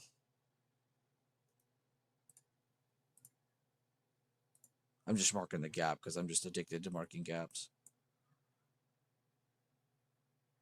Yeah, no, it's okay. I didn't think you were trying to enter. It's good to go out and just find setups, you know. Go through the reps like we were saying. But good looks, dude. I wanted to point out positioning too. Look how it's holding the 50%. Bullish kicker off of the 50%. Retest. It feels like maybe we should go from here to the high. Instead of from low of bullish candlestick or from just the bullish candlestick, maybe we go from the level that it's bullish above. Let's try that out. I think it also gives it a little bit more breathing room too, because it's not really fair to mark all of that when half of it's a fucking wick. So, and I'm just thinking on that deeper. I feel like all three are correct anyway. Like if you were to draw all three.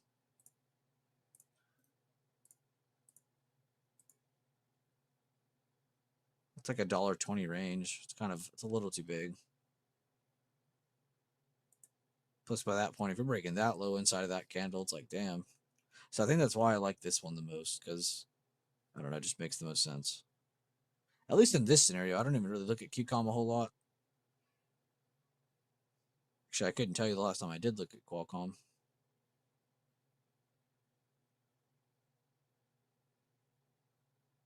Yeah, they've had it rough here recently.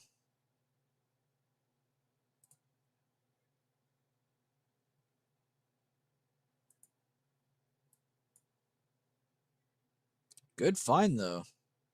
I like that a lot. This is exactly what we need to be looking for, shit like this. This, like, confirms the curl up. There are some good confirmations back here, though. Got a piercing line here. Almost a bullish engulfing. I could almost just say it is body-wise, but candle-wise, not quite there, but close enough. This is like a complete bullshit candle. Bullish kicker, reset candle. Not bad, though. You could look at this, though, if NVIDIA is okay and everything's still trending up, you could come back to this chart and be like, all right, well, Qualcomm should be going to 150 by now then. You know, give yourself a good psychological number to go towards, or maybe the gap. I do like the gap and maybe like 150. Just to kind of keep it simple. Good find, though. Really nice find. Let's go add that to the thing. Actually, let's add it to the scratch pad so we can remember to come and criticize you when you're wrong. No, I'm kidding. So we come see if it's working out or not. Oh, let's go see how this is doing. I forgot about that.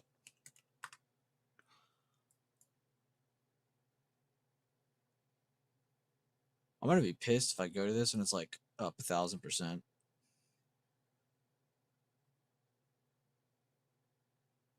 I didn't mark the strike. I just realized I didn't write down the strike.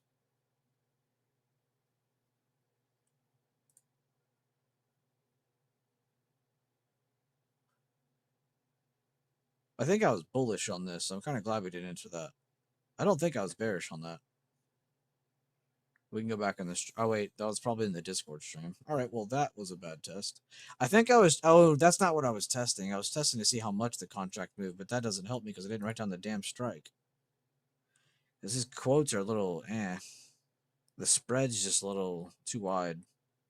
I don't remember which one I was looking at now. Pretty sure I was bullish on that. I don't think I was bearish on that, but it did dump. Well, that sucks. Let's come test that a different day then. I don't even see these quotes moving though. Let's see.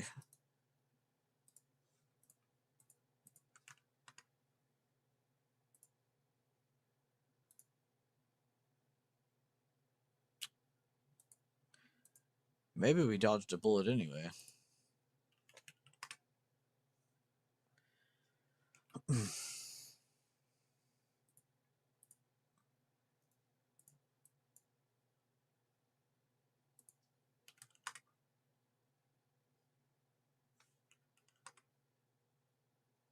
Just kind of reminding myself, oh, this one we were bearish on this one.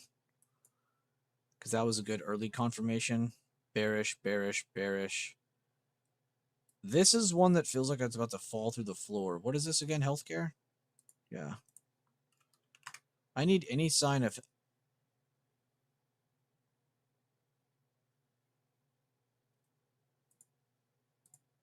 We might be getting what I wanted.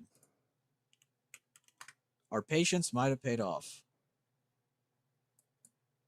We might be shorting the shit out of Gilead Sciences today. Oh, yes, we might. Oh, fuck, I hate this chain so much. No, no. No. No. Fuck, this is like a... I actually love this setup so much. This could be the easiest short of our lives, but that chain sucks ass.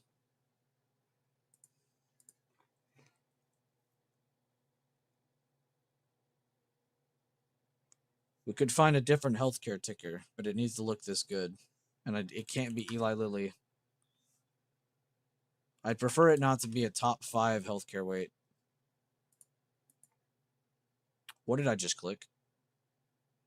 Oh, simulated trades. Oh, I was like kind of scared for a second.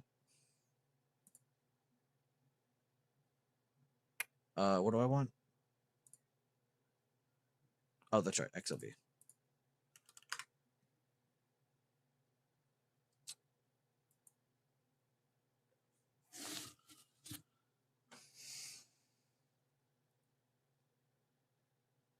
Look, Guild, fucking 9th. It's even in the top 10, dude. It's literally the perfect specimen. All right, let's start with AMGN and work our way up. AMGN, UNH, Merck.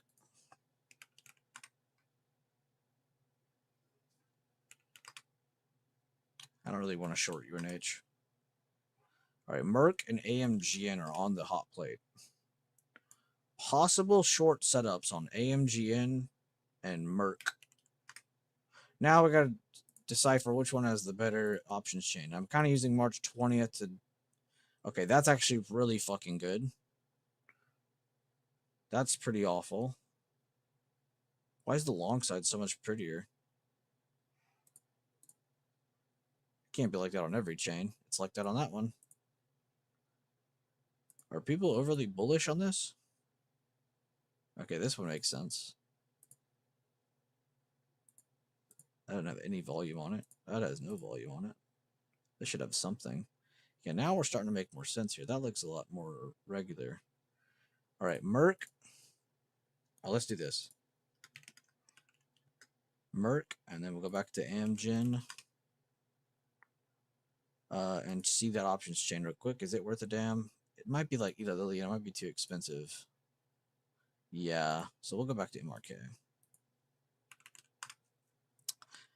Which this would be perfect because everybody's going to be so focused on tech. What didn't I think of this earlier? I mean, we did yesterday think of this, but this is not why. Not a bad setup, though, with XLV looking like it is. Everybody's focused on tech. This could be a good little hidden bearish trade. Unless Nvidia just pumps the absolute F out of the market, which is, I guess, possible. It is in the realm of possibility. If it dumps, I mean, it probably wouldn't help us either. I'm just kind of thinking out loud. I'm not gonna lie, I really like this idea now. The more I'm thinking about it, it's low key, kind of hidden too, because everybody's focused on discretionary comms and tech right now. Maybe even banks a little bit. What do you guys think? SPY new Hive Day inbound? Say swear. Damn, it is actually going up to it. That's what I get. As soon as I move from the sectors watch list, things start moving. Yeah, tech's doing pretty good.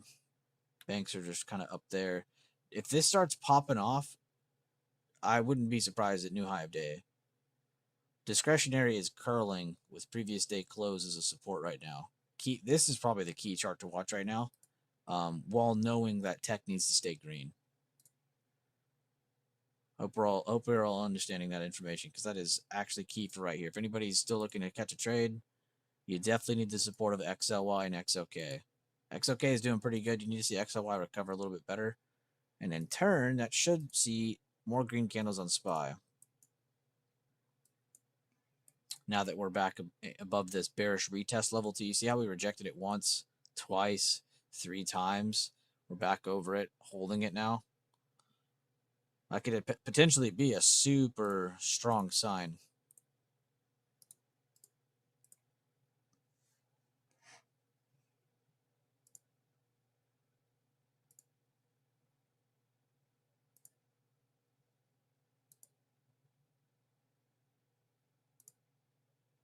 No thoughts or notes on the healthcare stuff. You guys suck.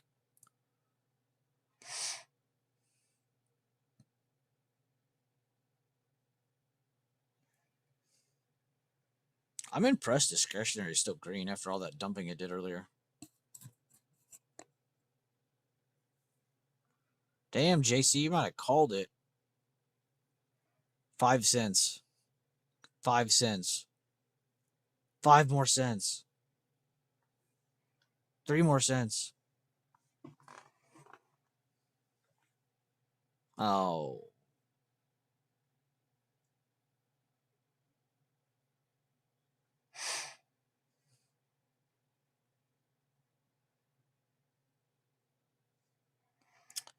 Should I ask that guy in chat if he's still in? Like, should I bug him?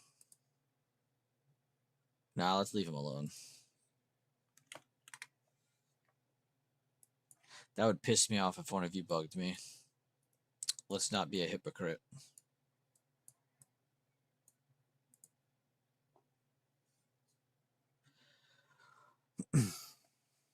It is kind of wild watching SPY's price on the daily finally poke its head back over 691s. Because there's pretty much nothing up here except like the open of that, the 50% of this, which is probably around the same level.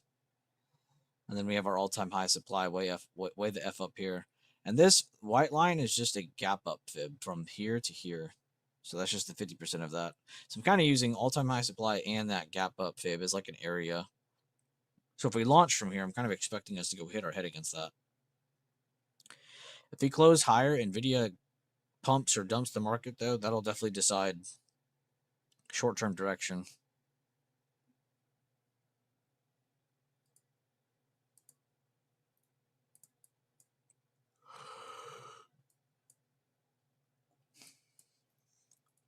It's Wednesday, right? Yeah.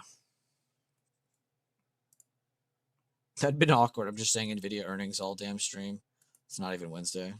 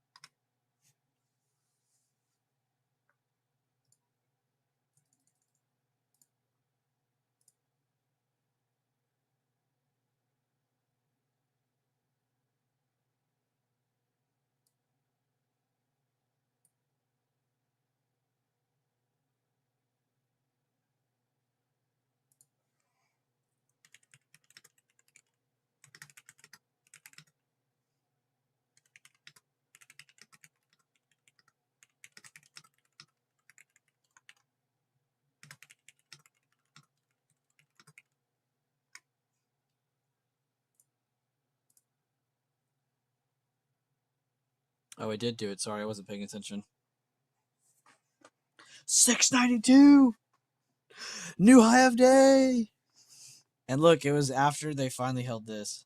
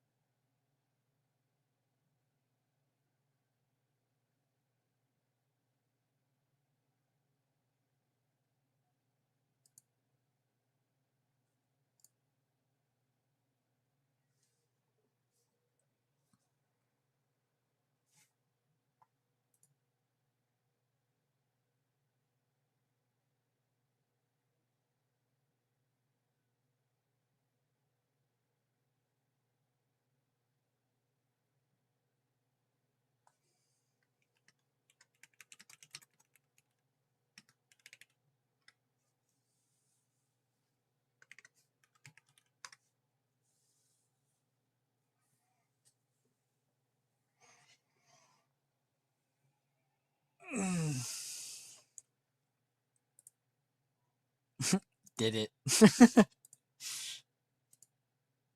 Did it.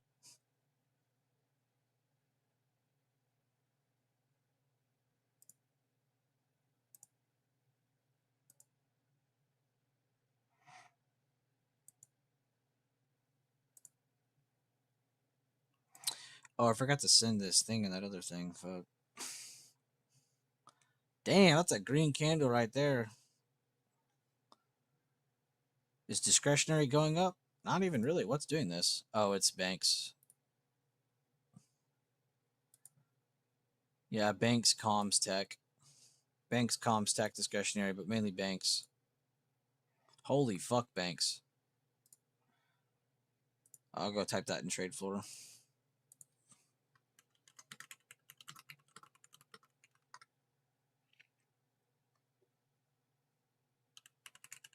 Great post by Letterbuck earlier. That was like a perfectly timed post. He said XLF and XLK are holding us up. What was one of the sectors that went up outside of tech that just pushed up SPY? Banks. So that's kind of cool. Is anybody here having a hard time remembering what XL goes to what sector? Or are you guys pretty much good on that? I feel like I've said them so many times, like most of you probably just remembered them by now, but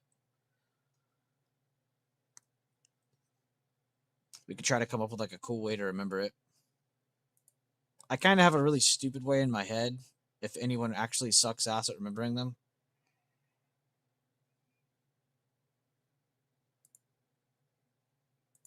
All right, what was I doing? I need to get this.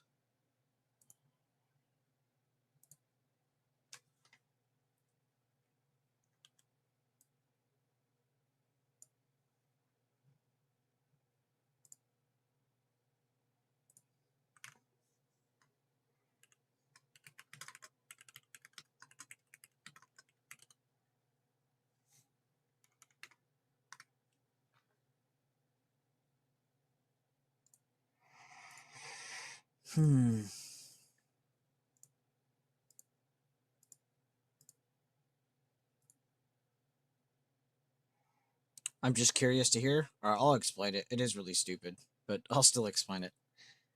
XLK is tech, XLF is banks, XLY is comms, XLV is discretionary. You actually got the last two wrong, but you got the first two right. XLY is discretionary. XLV is healthcare. All right, so I'll show you a really stupid way to remember them. This is what my brain does in the background when you're all like working your asses off. All right, so you see how there's a K and XLK? So XLK has a K.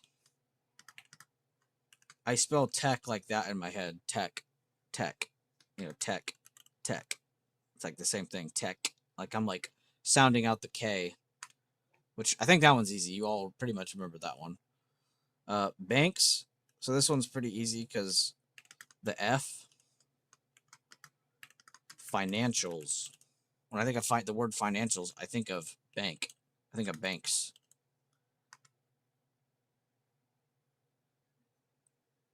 Discretionary is easy too.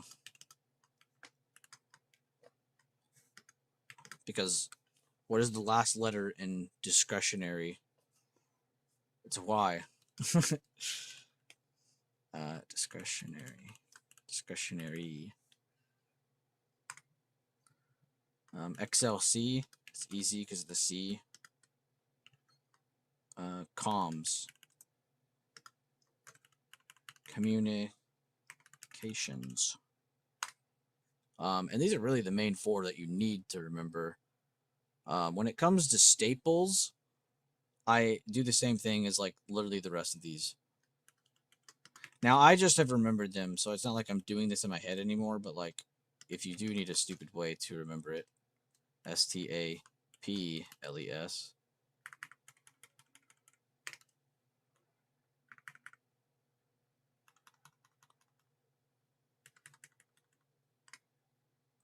Let's see, is there one for healthcare? I don't really have one for healthcare. I think I just remember it because it's the one of the 6 that I don't like have a thing for. So that's how I remember it, is by not remembering it. I don't think there is a trick for healthcare. Maybe a V for like a V in your health or something. You could like remember it that way. Like you know, like when you're like dying and you're on like the bed thing and they're like, it's like beep beep beep. It's got like the heart monitor going. Maybe the V is like a heart monitor or whatever. Makes you feel very good. Oh yeah, there you go. V for very good, making you feel very good. But yeah, I don't know. It's just, yeah. So as you can see, there's a really stupid easy way to remember them. It's just, you just gotta mainly remember the letter that separates them because they all have XL. But all XL is the select fund. This is just the fund that organizes these to exist. So if you just take them for the letter, they're easy to remember. V for Vax. I'm actually gonna put that. That's funny and kind of accurate.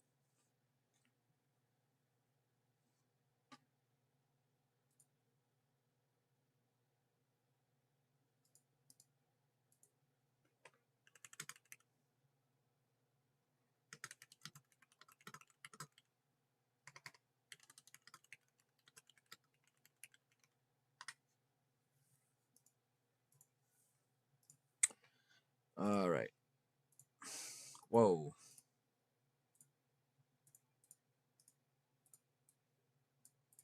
So there you go. That's how my brain works. Because remember, the XL doesn't matter. That's just the fund that creates these. So if you just focus on the letter, it's a lot easier to remember.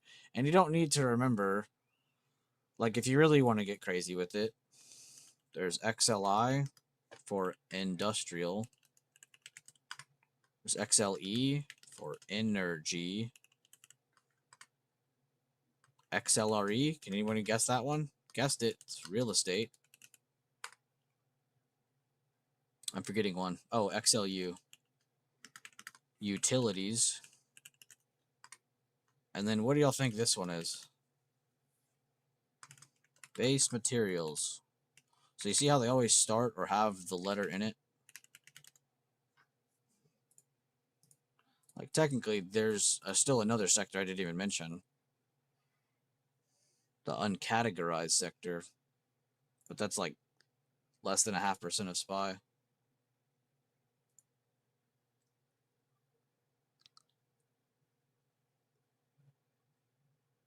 Now I don't really look at like these are like this one, this one, this one, this one, this one. So pretty much all of those. Staples and healthcare. I would say all 7 of those. You'll hear me say the word outlier or extremity. When I'm saying that, I'm saying these are like the outskirts. These are like the crust of the market. They can move without tech. They don't need tech, right? But there's a rotation cycle. They're not always going to be going up all the time. If K, Y, and C are also going up, right? If all of those are going up, that just means we have a really strong market, and these can also go up. But that also can mean that they can be rotated out of. Like with staples, for instance, like when we see tech going up and everything's settling and stuff, a lot of the time you do see staples pull back. Like on today's charts, if you go to XLK, it went up. You go to XLP, it dumped. There's a very good reason for that.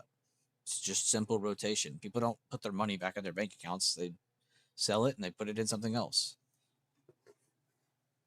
Sometimes it's to put it in something safer. Sometimes it's when we're done being safe, it's time to put it in something more aggressive.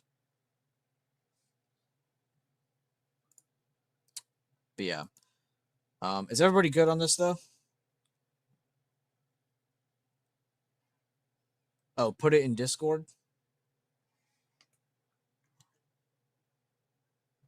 What, like this?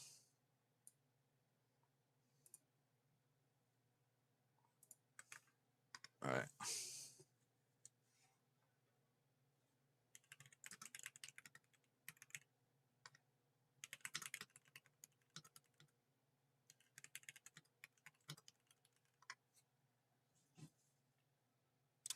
I don't think I've ever had that conversation, actually. That might be the first time I've said any of that out loud. I think that's always just been in my head. I didn't really like say it out loud too much. I mean, I feel like it makes sense though, because the letters are what's important. They all have XL. They're all from the same fund, so you're really just focused on K, F, Y, C, V, P. It just sounds a little weird at the beginning because you're just saying a bunch of letters out to yourself. But you got to remember they represent something. Banks are still going up. Oh, they didn't have the help from tech right there though. Discretionary slowing down again. Yeah, they're none of them are pushing up at the same time,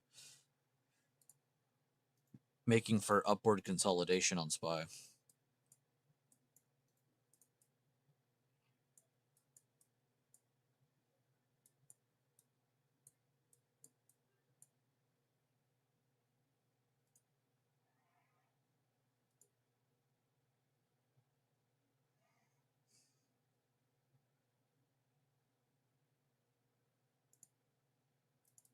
Bum bum bum bum bum bum bum bum.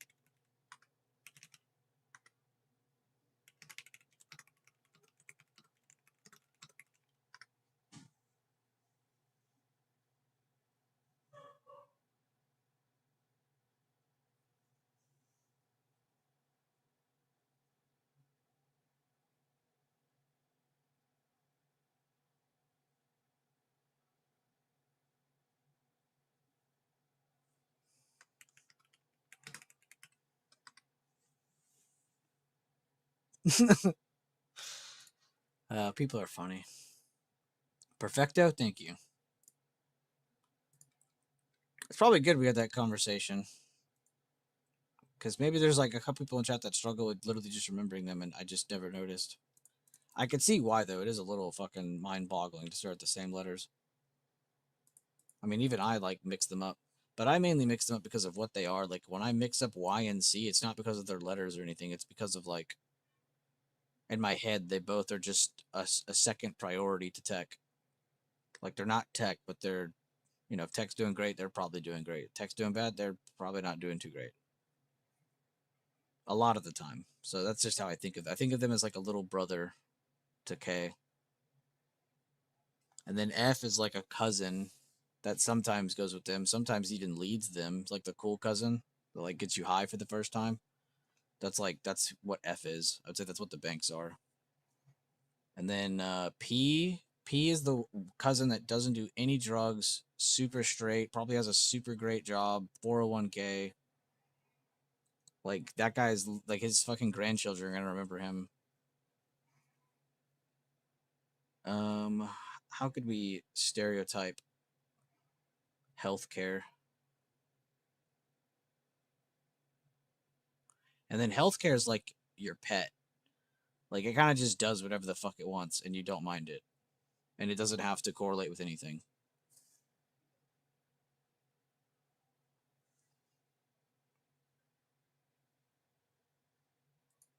That was weird. I said the word pets and then I was reading something and I read the word pet.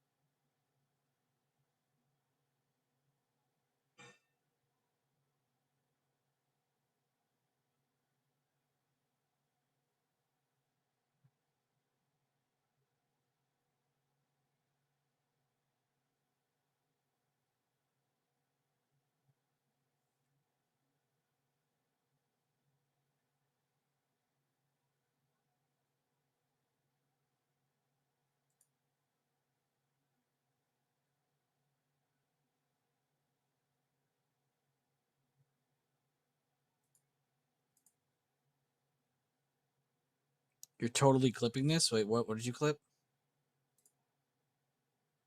Oh, when I was stereotyping them. I mean, it's kind of how it's just how my brain thinks of them. It's just how they feel.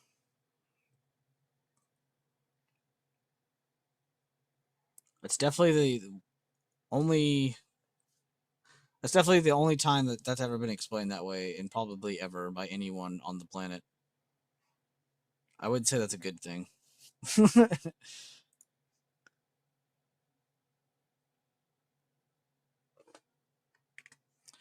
I believe it's so. I've been rewatching One Piece and I'm on episode fucking 400 again. That's right, rewatching. Real ones know. Mm, mm, mm, mm. Thank you guys, by the way, for the likes on the stream. Preach. Over 20 again. Preach that. And yeah, I still haven't made any more shorts for the channel. I haven't had time. Keep doing these damn full day streams.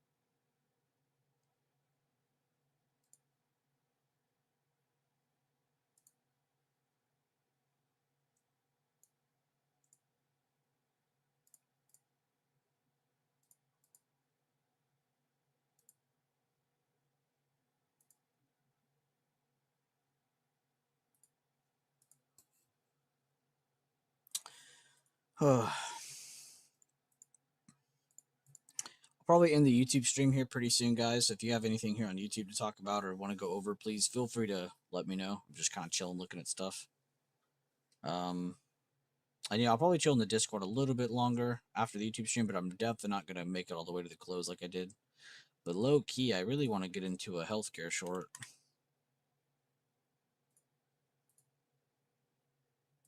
I don't know what you guys are all feeling. Only JC answered me, so I didn't know what everyone wanted. I like Guild. I hate the chain. I like Merc, and I like the chain. So probably going to end up with this one, but I really, really, really like this one more. But we probably can't touch it because chain sucks. Like, actually sucks. Not even, like, somewhat salvageable there. What the hell? Oh.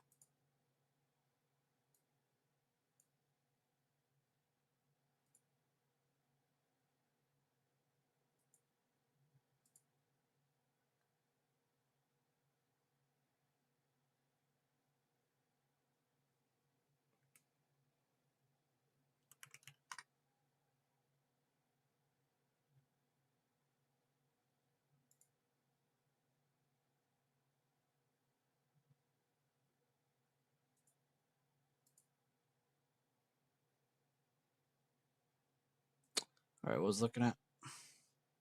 116. Well, we don't need to get a 116.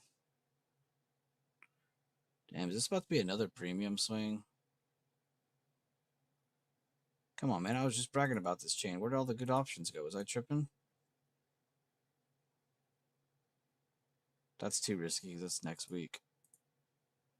Even this week looks kind of mid. Damn, dude. Why do healthcare tickers look like shit for options? This would be like the only decent bet, in my opinion, on the market with NVIDIA earnings.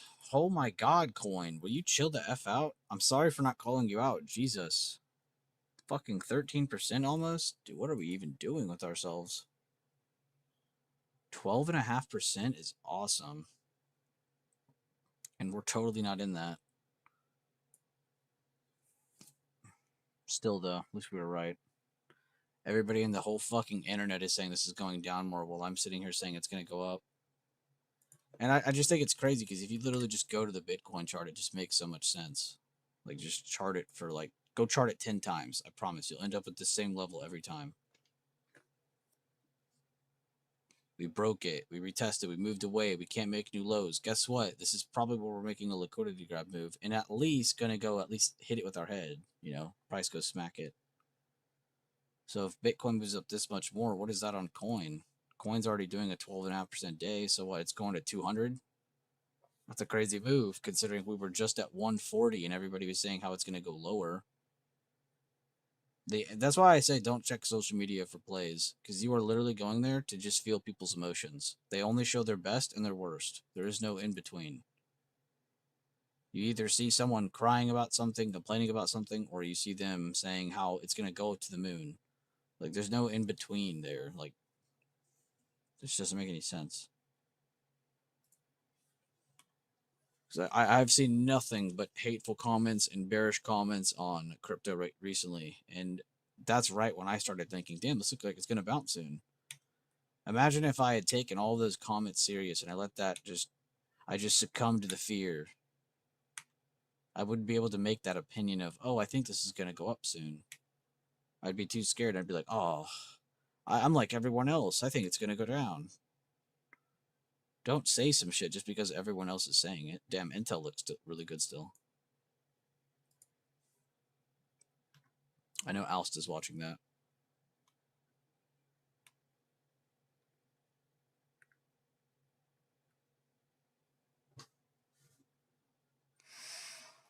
And then you got this bad boy. This would be the perfect one to trade, but yeah.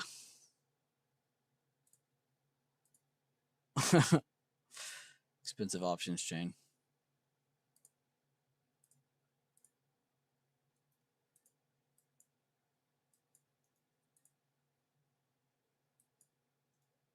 Why did it zoom out again?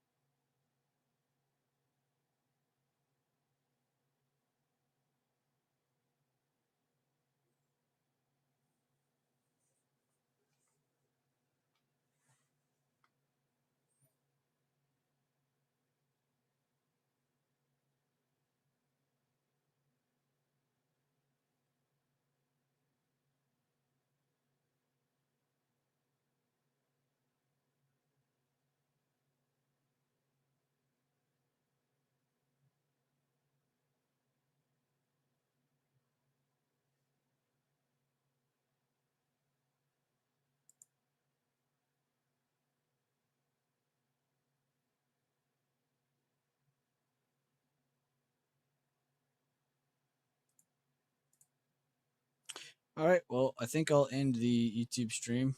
I'm gonna chill on Discord for a little longer. I'll see you guys later. Thanks for hanging out. Thanks for all the likes on the stream. Thanks for just clicking and coming and checking it out. See you later.